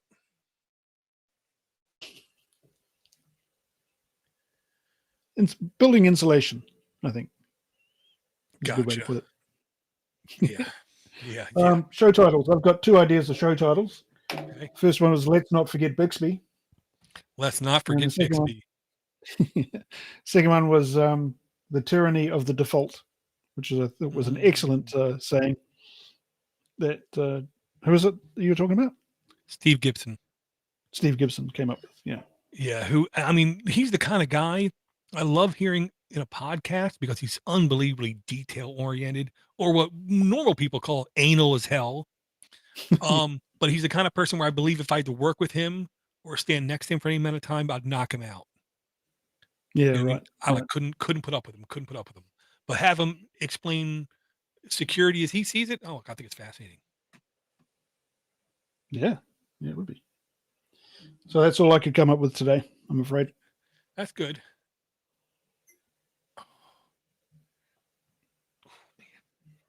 All right, I'm gonna run upstairs really quick just to make sure the kids are in bed because I didn't check before the show started.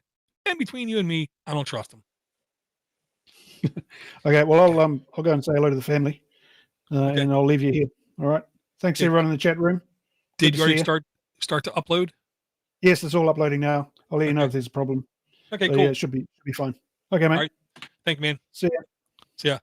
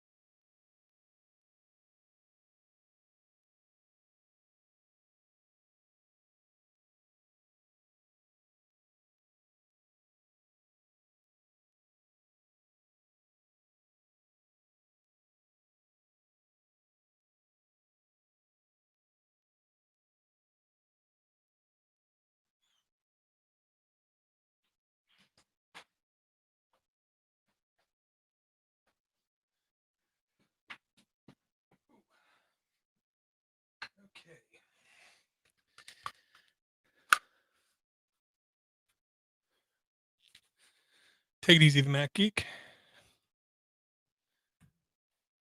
I assure you, this time editing will be so much quicker than the last episode, which I was going to say is last week, but I believe it's 2 weeks ago. Turn off the lights.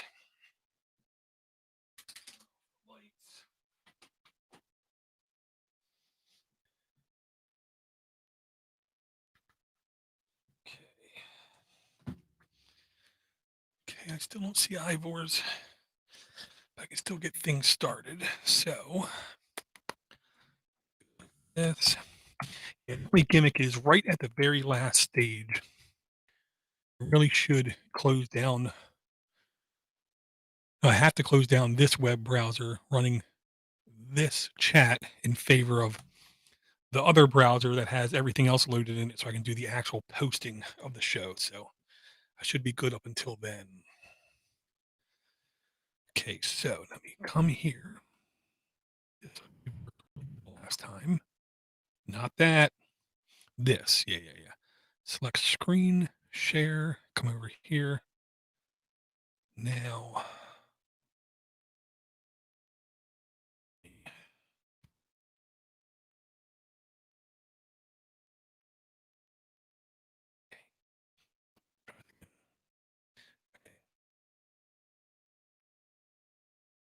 Yeah, see, that works good. So, files here. Not yet. So let's get at least my file started. So we go computer, file system, home, Podnutz, F3, SMB, computer,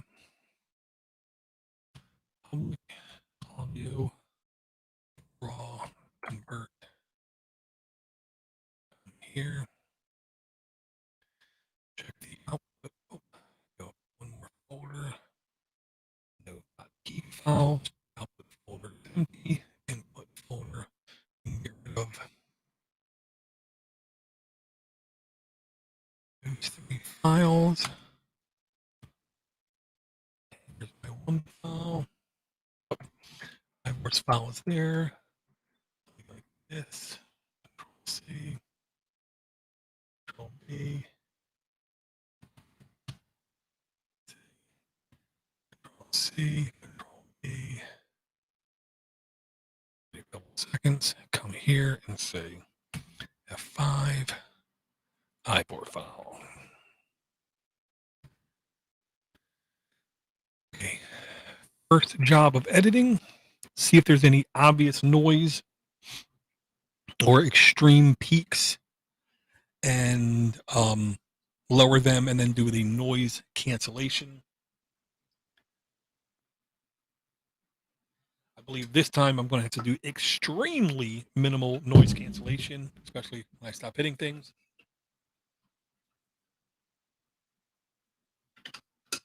So instead of being 2 hours, this literally should be 20 minutes, 25 minutes worth of editing, maybe. Let's see, I started just about a couple minutes ago, so let's just say for giggles, 10:40. Yeah, it's going to be a little bit past 11. So I'll say, yeah. So this is mine, and I can see right here in the middle. That does not look completely kosher. So come here, open, kind of jack that one up. Yeah, see, I can't even hear it, but I can see every now and then a little bounce there. Yeah, see, so that can be filtered out. Didn't hear that. So I need to make sure I can hear this. No. So why can't I hear that? Oh, dummy. Try this again. Not mute. Okay. Yes, I can hear that. So I want to see if I can hear this. Yeah, it's clicking. Clickety clacking. I'm okay with noise canceling out the sound of my keyboard. Hopefully it will not ruin too much. But hey, I shouldn't be keys that hard. Noise removal. Okay. I like when there's actually a progress meter that actually works. Yeah, this one is like one of the most accurate progress meters I think in anything I've used ever. Okay, so we shouldn't need to change that, so I can unplug this. My super cheap $20 Kindle Fire is my OBS remote, so I can easily switch between camera scenes when I remember to do it. And it's super hard to beat OBS tablet remote for easy camera switching, or scene switching as they call it. Oh, I hit the mic stand again.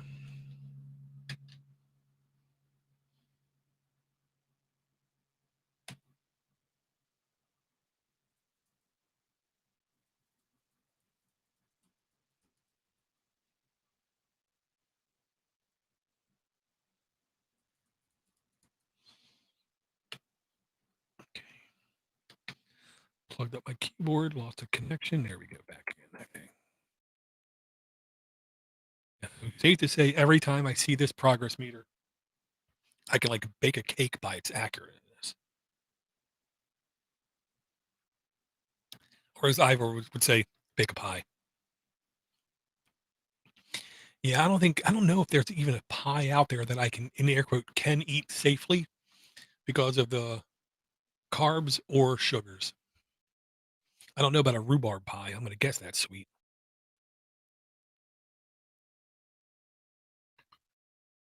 I want to say maybe 8 or 10 years old. At something for my mom's side of the family. I want to say I was at some event and I did have a rhubarb pie once. I don't remember thinking anything great or horrible about it. Kroger went back to closing at 10 p.m. Were they closing earlier, or did they like tighten back up? Because I can tell you, like, all the places around here that used to be 24 hours, 4 years ago now, um, they're still not back to 24 hours. And I think part of it is because they like having the senior citizen hours in the beginning of the day.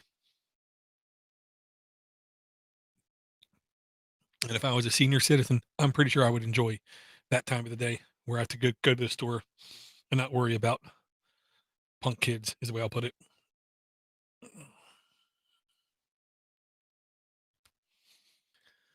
Oh, goodness. Okay. Yeah, this is another progress meter that's incredibly accurate with Audacity. The only one that's not accurate is the truncate silence, but it's exactly like halfway off. Rhubarb has a lot of sugar added. Well, there you go. I can't have that one either. So yeah, I don't think that there's a single pie I can have. So it's closing an hour early. Wow. Okay. Oh, that's a good Dyson compression. I could have did a little bit better right around the middle of there. And for giggles, I'm going to just put my mouse cursor there, Control Z, and let me take a look what's going on right there.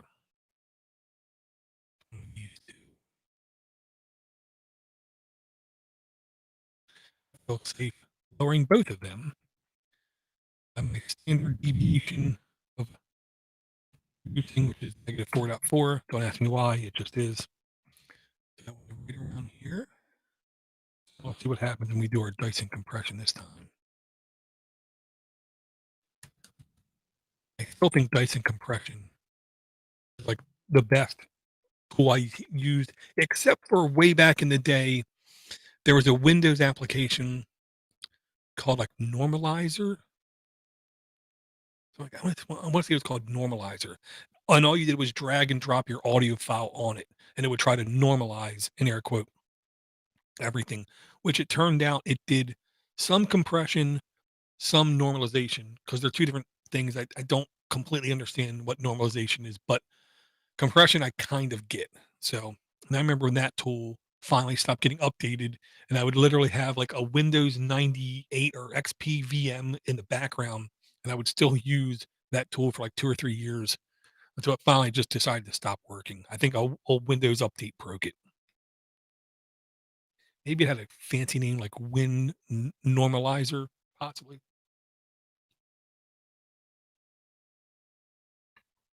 And then when it went away because it was free and there was no way to pay the guy money or no extra incentive way to do it, other people tried to make like clones of it. It was never the same. I'm going to go with that. That to me looks like a good, really good compression. So now we do a file export. And just the first time, I got to go back and the right folder and pick the right format. And it should ask us to override. Yes, yes, yes. Yeah, so basically every progress meter in Audacity is spot on except for one.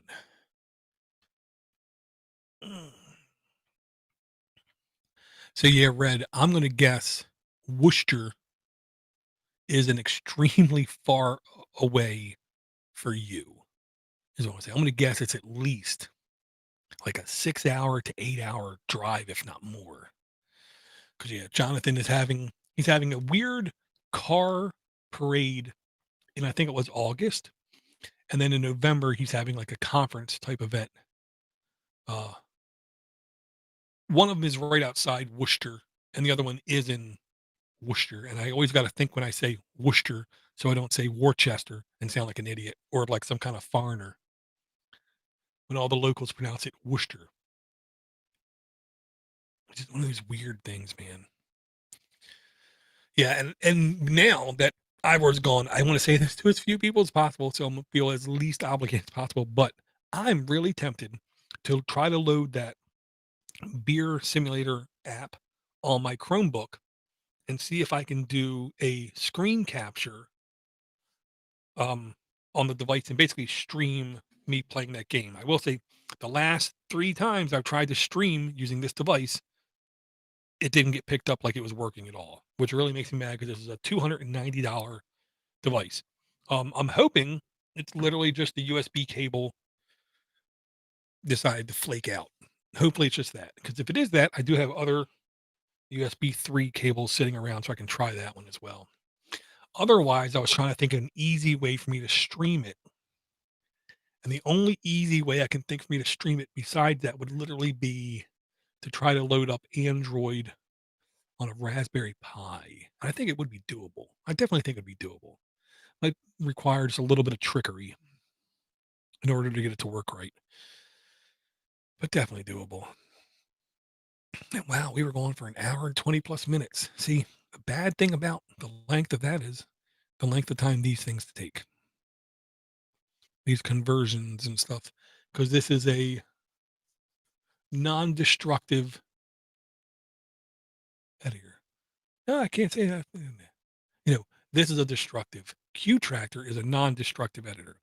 With Qtractor, all the edits you make don't take any time at all until you do your final export.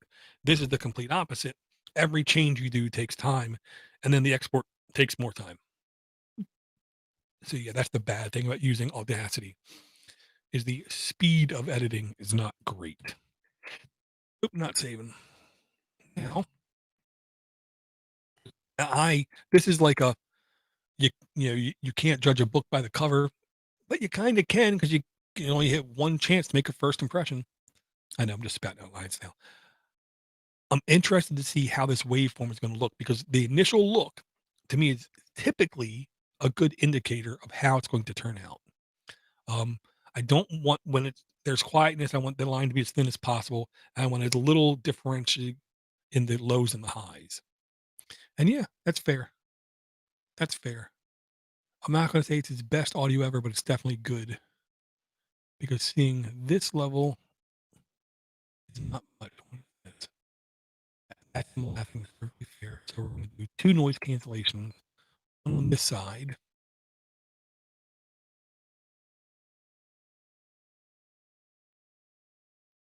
Because that is like actual static and like actual like little tiny background noises. And the goal is I noise cancelize the shorter side and hopefully I'll be able to see most of these little blips going away too. Yeah, you always want to start, it's like carving a statue. You want to take off as little as possible in the beginning.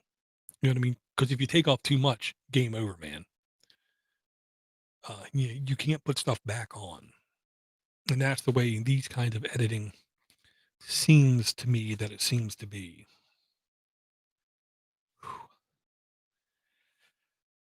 Yeah. Mm. I mean, it's only February, the middle of February, and I already used, I think, 5 of my 7 PL days just because I don't want to go to work. So I cannot use a PL day tomorrow. But I did do some more calculations, even though it's not my 20-year anniversary certificate had the year 2016 on it. So now I only have 4 years left. Technically, yes, 4 years, but it's actually 4 years and 10 months. So it might as well be 5 years. So, and I got to do some research into the retirement system. I don't know if the instant I retire, regardless of age, will I start to earn my retirement? Will I get paid? Because if I do, that it makes the possibilities post retirement. Oh man, didn't do a lot. To be a lot more things possible. Let me see what this says. Oh, words. Words. Good again. Good again. So for giggles, I'm just going to play this section and see if I see any jumps up. Because I'm going to guess I shouldn't. And if I only see a couple, I'm not going to worry about it. If I see like, 10, 20 blips, then I'm going to worry about it.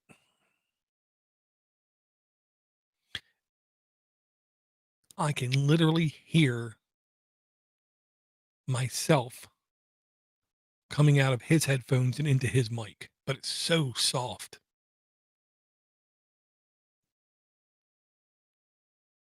There's like no way it's distinguishable. So then I have to remember to ask Ivor, can he turn down his headphone volume a touch? Just a touch. But I will say very, very, very frequently with Steve C, you would have headphone bleed over because people would have the mic as close as possible, which also means it's really close to the headphones as well. Yeah. I don't think I need to do anything else. This is looking pretty tight.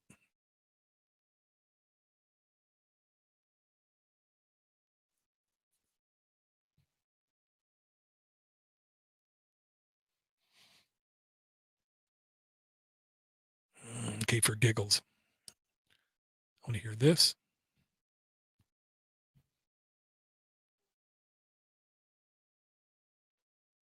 Okay, which sounded perfectly fine. Now I'm going to do a noise cancellation and try to remember what this sounded like and listen to it again. Damages his audio at all. I'm going to undo my changes. I tell my kids, the enemy of completion is perfection. I had to say that slow, man. If you strive for something to be perfect, either A, you're never going to be done, or B, you're going to mess it up. So I don't need anybody's audio to be perfect. And before, it probably was good enough, but I want to see if I can get it just a little bit better. And when a noise cancellation goes that fast, I know it didn't do a lot of stuff.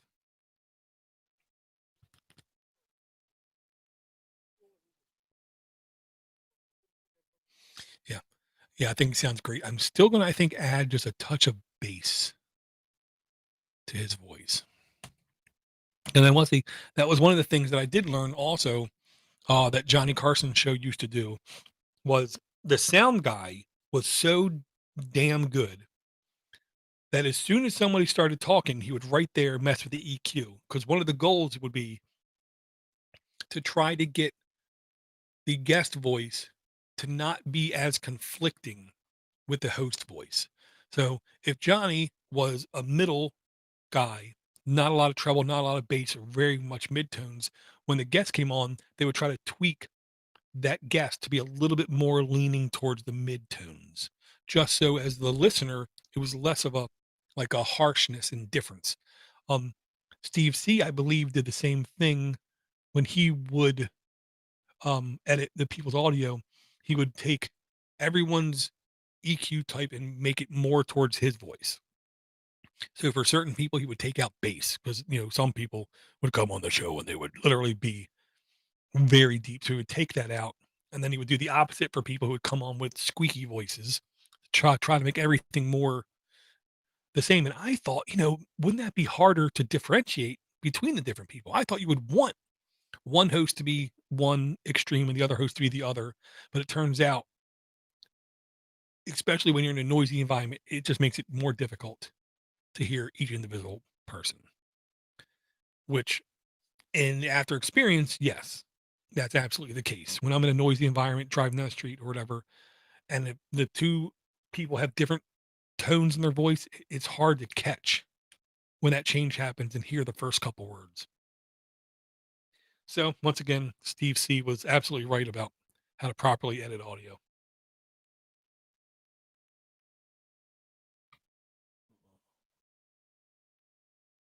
And I just thought of something else my son didn't do. I asked my oldest son to send me his homeroom teacher first name, last name, email address. Seems like when my kid does good, I don't even know who his teachers are. When the other kid does bad, I know who every single one of his teachers are.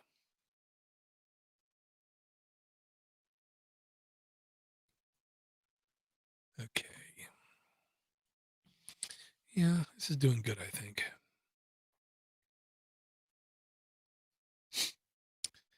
Okay. Round in third.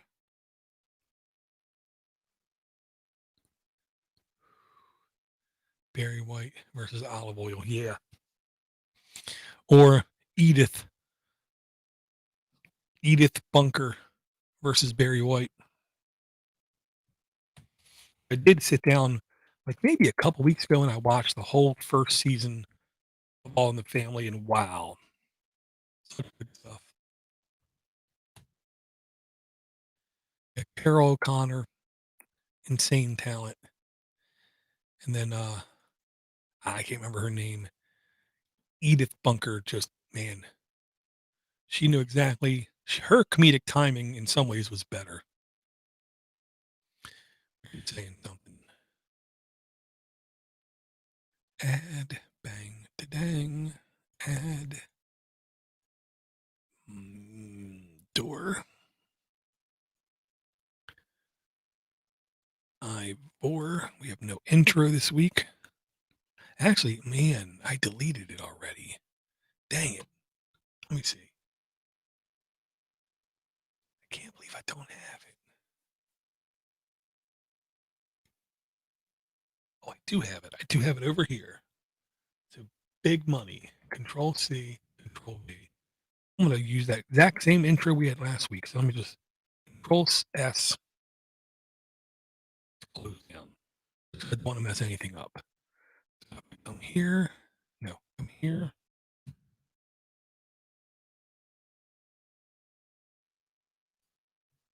Why don't I see it? Should see it. Didn't I?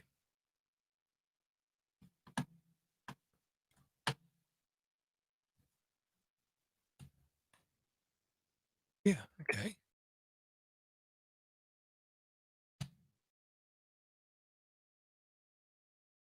Ah, there it is. Oh, it must be sorted by date.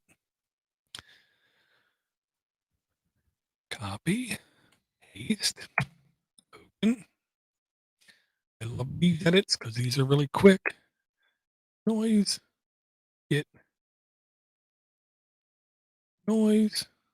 Okay.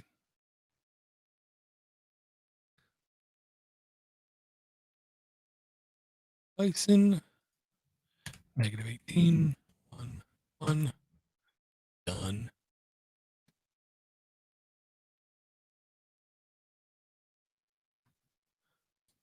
Delete,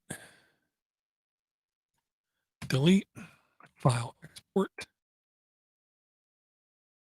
Yes, yes, yes. Done. Save now. Over here. Let's see if I already recent. Hey. Oh, it is there. There it is. Hide it there. That's confusing. For giggles. Ooh, man. I mentioned the episode 580. Dang it. Nope. I tried. Okay, so Jean Stapleton, exactly. And here's the thing, I saw her, later in life doing some more serious roles, and I was genuinely shocked at how actually she was a good actress. I think she's the kind of actress nobody gave her any credit because she played the dumb role. I don't want to say dumb role, ditzy role, like so good. People thought that's how she actually was. But I think from what I saw, no, she wasn't that at all. Actually, perfect casting, but actually pretty damn smart. Walmart is at 11 a.m. The grocery store now, they never changed from midnight. Oh, okay. So let me find a good block of just Ivor. Come on. There we go, right here.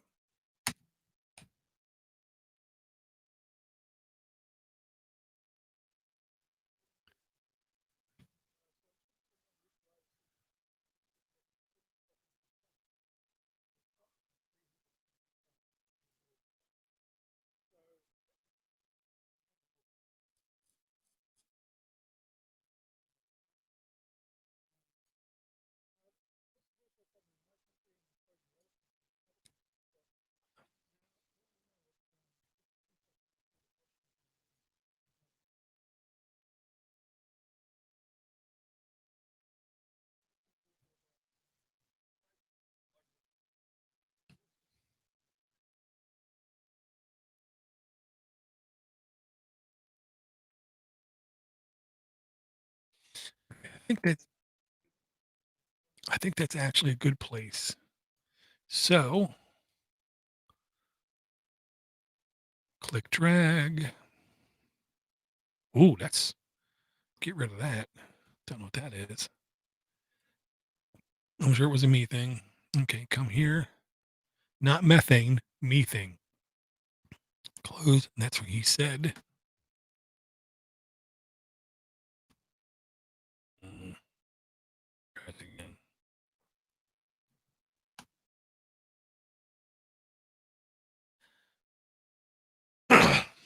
Oh yeah. In the Heat of the Night was one of those critically acclaimed shows because you saw Carol Connor in what was an incredibly different role for him, but yet, oh man, he played that role so believable. Wasn't that the adaptation of a Sidney Poitier movie? I want to say. I think that was it. I can't remember now that I say that out loud. I think it was. Yeah, Carol Connor. Yeah. One of the more underrated actors, I think, in the history of Hollywood, where everyone talks about Clark Gable, Cary Grant, Tom Hanks, those kind of people. I think Carol Connor is underrated. Mm. He ain't the only one, but I definitely think he's underrated.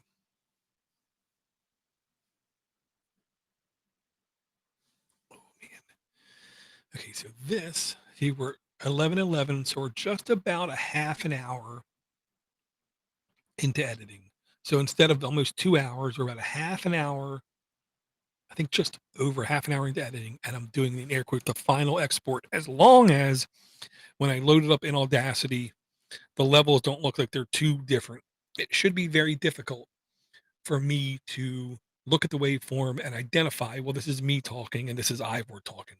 It should be close to the same level.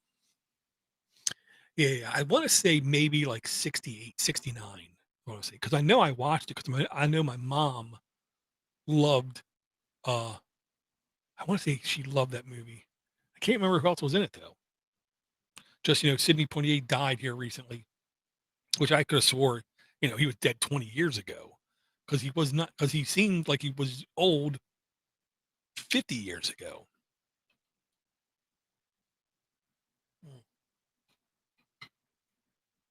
Yeah, but I mean, in the last month, it seems like in like every January of every year, or at the end of the year, beginning of the year, there seems to be a lot of Hollywood deaths. And where I don't think that's the case, but I think that's what we perceive it as being. Like we have, um, Betty White die, which everyone, I don't want to say was shocked, but she was literally planning her 100th party to be broadcast live. Louis Anderson, a comedian, health wise, everyone I think would have thought been dead 20 years ago. Both of them died. Then, like 3 days later, Meatloaf, who again, me and my wife just saw a picture of him maybe like 4 months ago, 5 months ago, and I commented on how I know he's really old, but dang, he looks good for his age. And then the picture I saw from him before death, oh, he did not look good for his age. He looked really beaten. And then what I didn't know about Meatloaf, but I should have known, was he was a like opera educated singer, which makes a lot of sense. Him like Queen lead singer, singing was not just, oh, beans to an end, but it was a passion kind of thing where they literally wanted to understand, bravado versus soprano and have a little bit of range and actually make it more of a performance than just a regurgitation of lyrics kind of thing. Yeah, because I did watch part of a Meatloaf live show. I want to say it was from the 80s. And he, let's just say, sweated a lot. He was working his butt off. The only other people I know that like go out of their way to work their butt off was Dee Schneider from Twisted Sister. Paul McCartney tried to work his butt off, but he's like 80 now, so he can only work so hard. There's a couple bands that try really hard. And of course you have the classic, James Brown, hardest working man in show business. You watch that man's live show. I mean, come on, he burned like 2,000 calories doing his show. You have a lot of bands from like the 70s and 80s who would just sit on a stool. Thank you, Freddie Mercury. They would just sit on a stool and like they felt it more like a poem telling versus a live performance. And yeah, I like heard a question.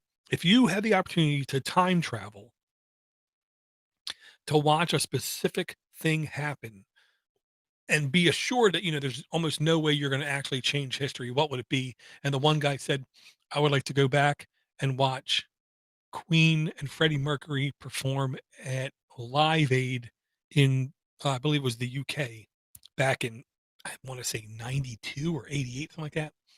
Because I did watch the video of that performance, and in that performance, he had like everybody like eating out of the palm of his hand, and everyone agrees that was one of their best performances ever.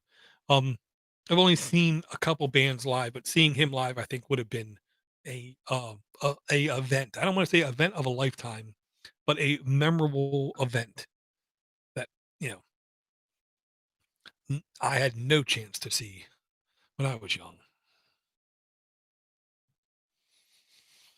I'm going to guess this is going to be done. It's been going for like 5.5, 6 minutes. I'm going to say it's going to be done here in like 50 seconds, less than a minute. Big money, no whammies. I think I can do this. Come on. 16.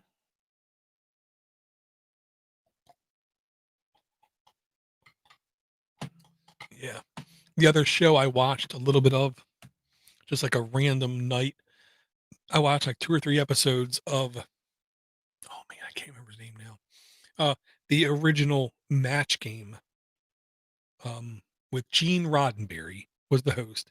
And what I didn't know was Dick DeBartolo, which I think I said his name right, was the original writer of that show. And if you watch the first season, I want to say the first season was like 12 episodes long. The first 10 or like 9 episodes were garbage, were horrible, were not funny, were not entertaining. And then as the story goes, they got word from the executives the show's canceled. We're not going to be picked up for a second season. And then like Dick DeBartolo was like, well, what am I supposed to do? And the guy was like, I don't care what you do. Do whatever you want to do. So Dick DeBartolo started writing provocative, and humorous kind of fill in the blanks kind of thing. And it literally was like 2 or 3 episodes, and that's all it took for the Match Game to just start climbing the charts, and then they just started re-signing it up for other seasons, and they basically told Dick DeBartolo, "Whatever you do, don't change a thing. Keep doing the same thing." And guys like, Richard Dawson, Hogan's Heroes, Family Feud was, like, quintessential, perfect on that show. But then I did see a couple of clips of that show. There you go. 2 minutes, damn, I was close. With Betty White, and I'm gonna tell you right now, Betty White knew how to present, like, her final answer. Um, where, like, she would tease that she got the final answer wrong and you weren't gonna win, but then all of a sudden, boom, you won the big master prize because you matched Betty White's answer. She was golden. Look at this. This looks like great audio.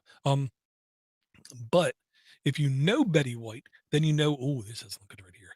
Betty White's history of game shows is she was on, I think it was more passwords and passwords plus than anybody else.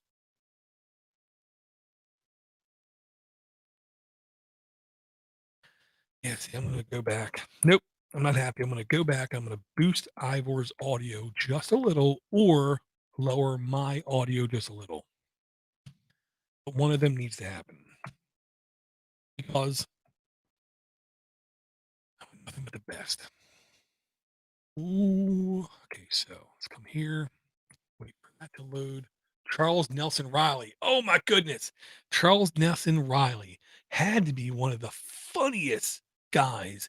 He was on Match Game. I believe Charles Nelson Riley was also on the classic Tic Tac Toe, maybe even before Wink Martindale was the host. Um, and the main reason I now today know the name Charles Nelson Riley is because of the weird Al song called CNR, where you don't want to mess with CNR, which, whatever. He in that song propped Charles Nelson Riley to be up some complete badass.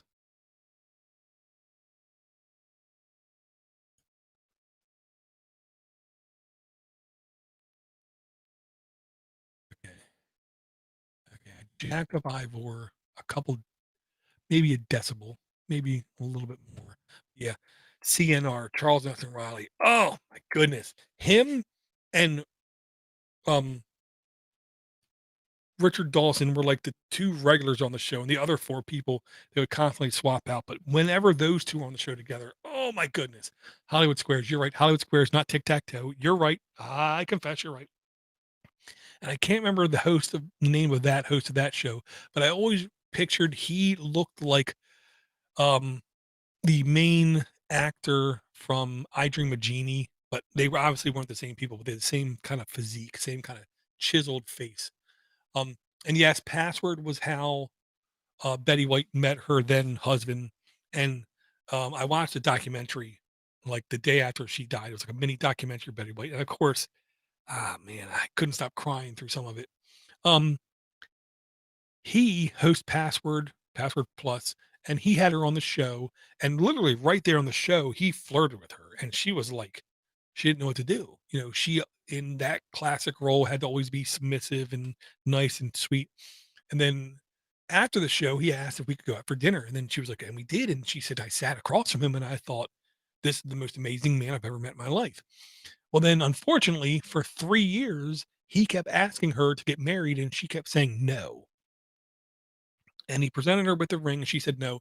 So he wore the ring around his neck for 3 years until finally, after 3 years, she finally said yes. And she said it was it was a thing she most regretted in her life was not saying yes to him sooner because every moment with him was some of the best times she ever had in her life. And then very shortly after that, he died from lung cancer.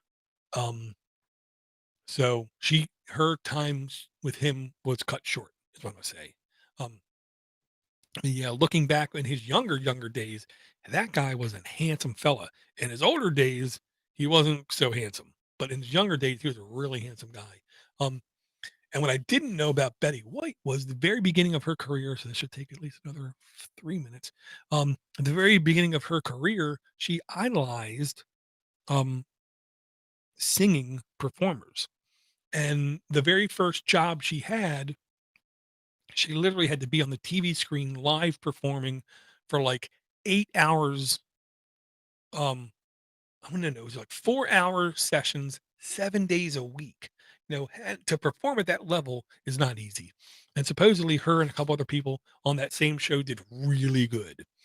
So then when she got offered Life with Betty, TV show was only like an hour a week. She's like, what am I supposed to do the rest of the time?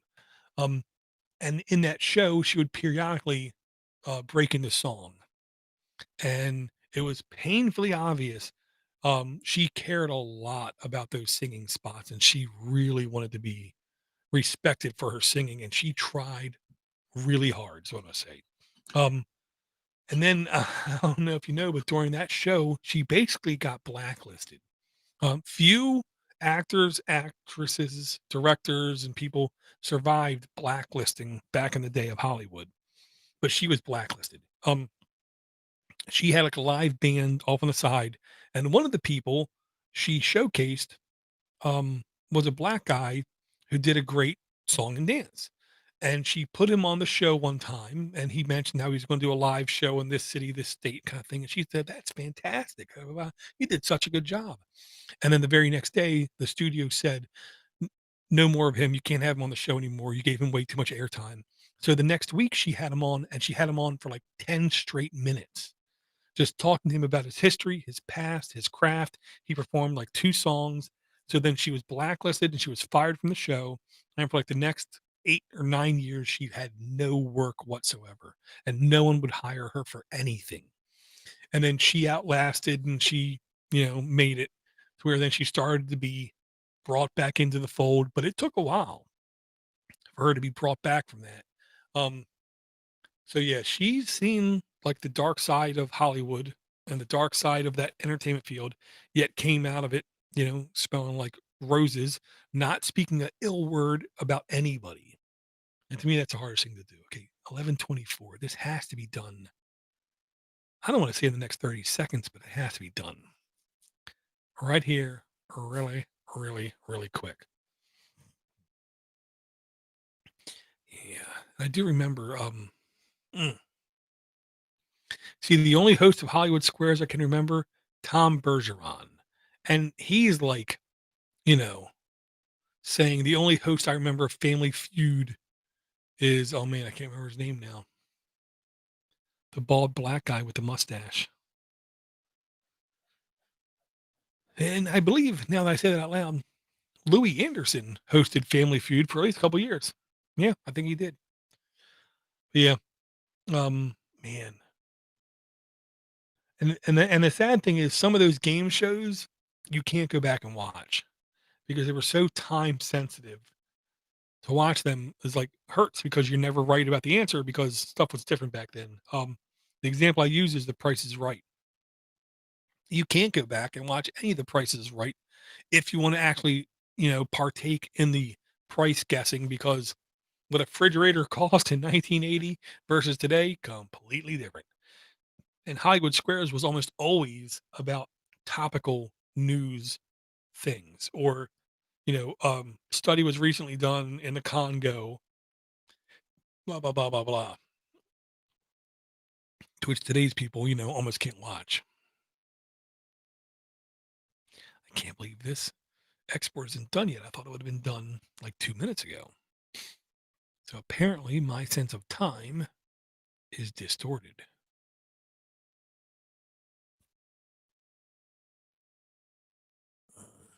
Yeah, and the other show I went back and watched, like half of the first season was Barney Miller. And that show, in my memory at least, holds up a lot to where like if you try to go back and watch Knight Rider, oh my God, that doesn't hold up. Go try to watch Airwolf, doesn't hold up. Go try to watch The Incredible Hulk with Bill Bixby, that kind of holds up. But yeah, Barney Miller held up, I think, incredibly well, partially because the acting, Hal Linden, Abe Vigoda, I can't remember anybody else's name, but I think they just did a solid job to where I'm not going to say it's better than a show like Hill Street Blues. I'm not going to go that far, but definitely it held up. There you go. Fine, done. Okay. Dawson was a long-time host. Match Game wasn't time sensitive. Yeah, Match Game was all about innuendo, just getting people to laugh. He did a great job with that. Yeah, Gene Roddenberry was such a good host for that show. Yeah, see, this is looking good. Not gonna say it looks perfect, but it looks really good. And right around here was where I could tell the iBoard difference. And I can't tell it as much, so that's good. Good, that's good enough. Okay, so now select all, truncate sounds, and this is the most inaccurate Audacity meter in existence. It's going to end at 50%. Yeah, Abe Vigoda. For years, I would go to the website, is Abe Vigoda dead? And it was just a very simple one-page website where it just said, is Abe Vigoda dead? No. And then I remember the day Abe Vigoda died, I went to the website and it said, Abe Vigoda dead? Yes. Let's see what Google says. Is Abe Vigoda alive? I thought it was the other way around. Yeah, is Abe Vigoda dead? And you go there, yes. February 24th, 1921 through January 26th, 2016. 5 years ago. Wow. That boy was old. 95 years old. Yeah. And honestly, back when Barney Miller was like new in the 70s, he was the old man of the crew. So yeah, that guy had a full life. That's why, like, Robin Williams dies. Oh, I feel bad because his life was literally cut short. Granted, by his own, but it was cut short. Abe Vigoda, boy, that life wasn't cut short at all. Betty White, that life wasn't cut short at all. She had a great life. So yeah. Okay, outgoing, change it to waveform, overwrite. So yeah, it goes from like an hour 25 down to like an hour 12.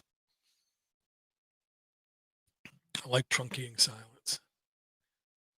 Gene Roddenberry, Gene Rayburn.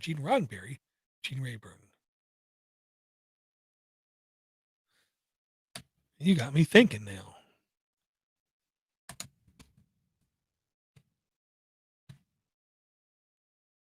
Gene Rayburn. So, oh my God, Gene Roddenberry was a Star Trek guy. Thank you.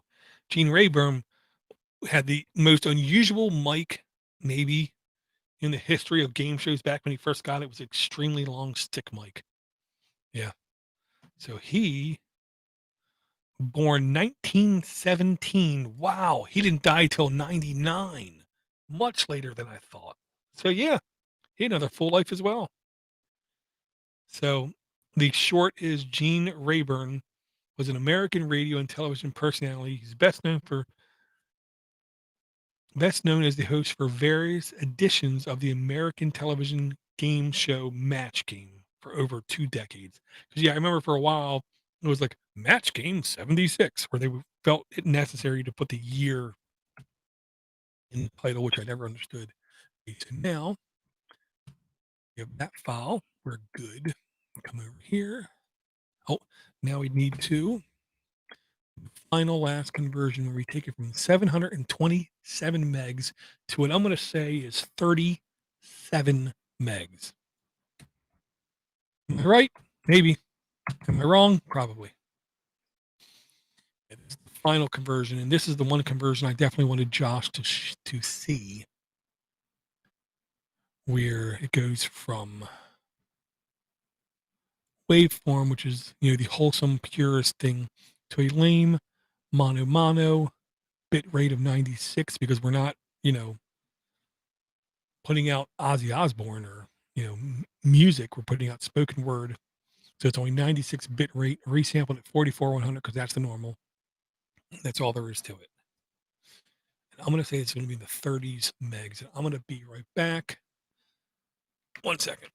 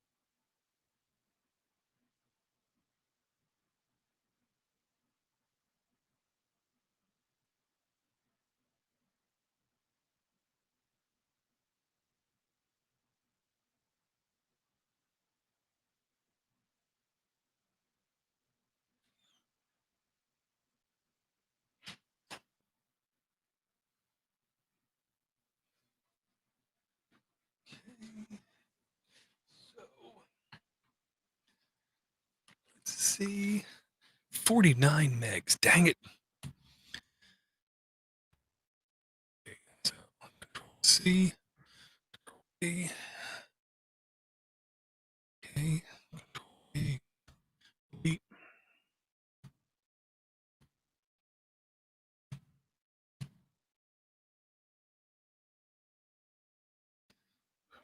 Ow.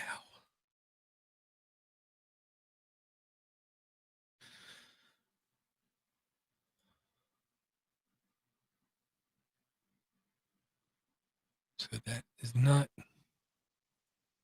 Oh, there you go. That was weird. Okay, so everything's basically done.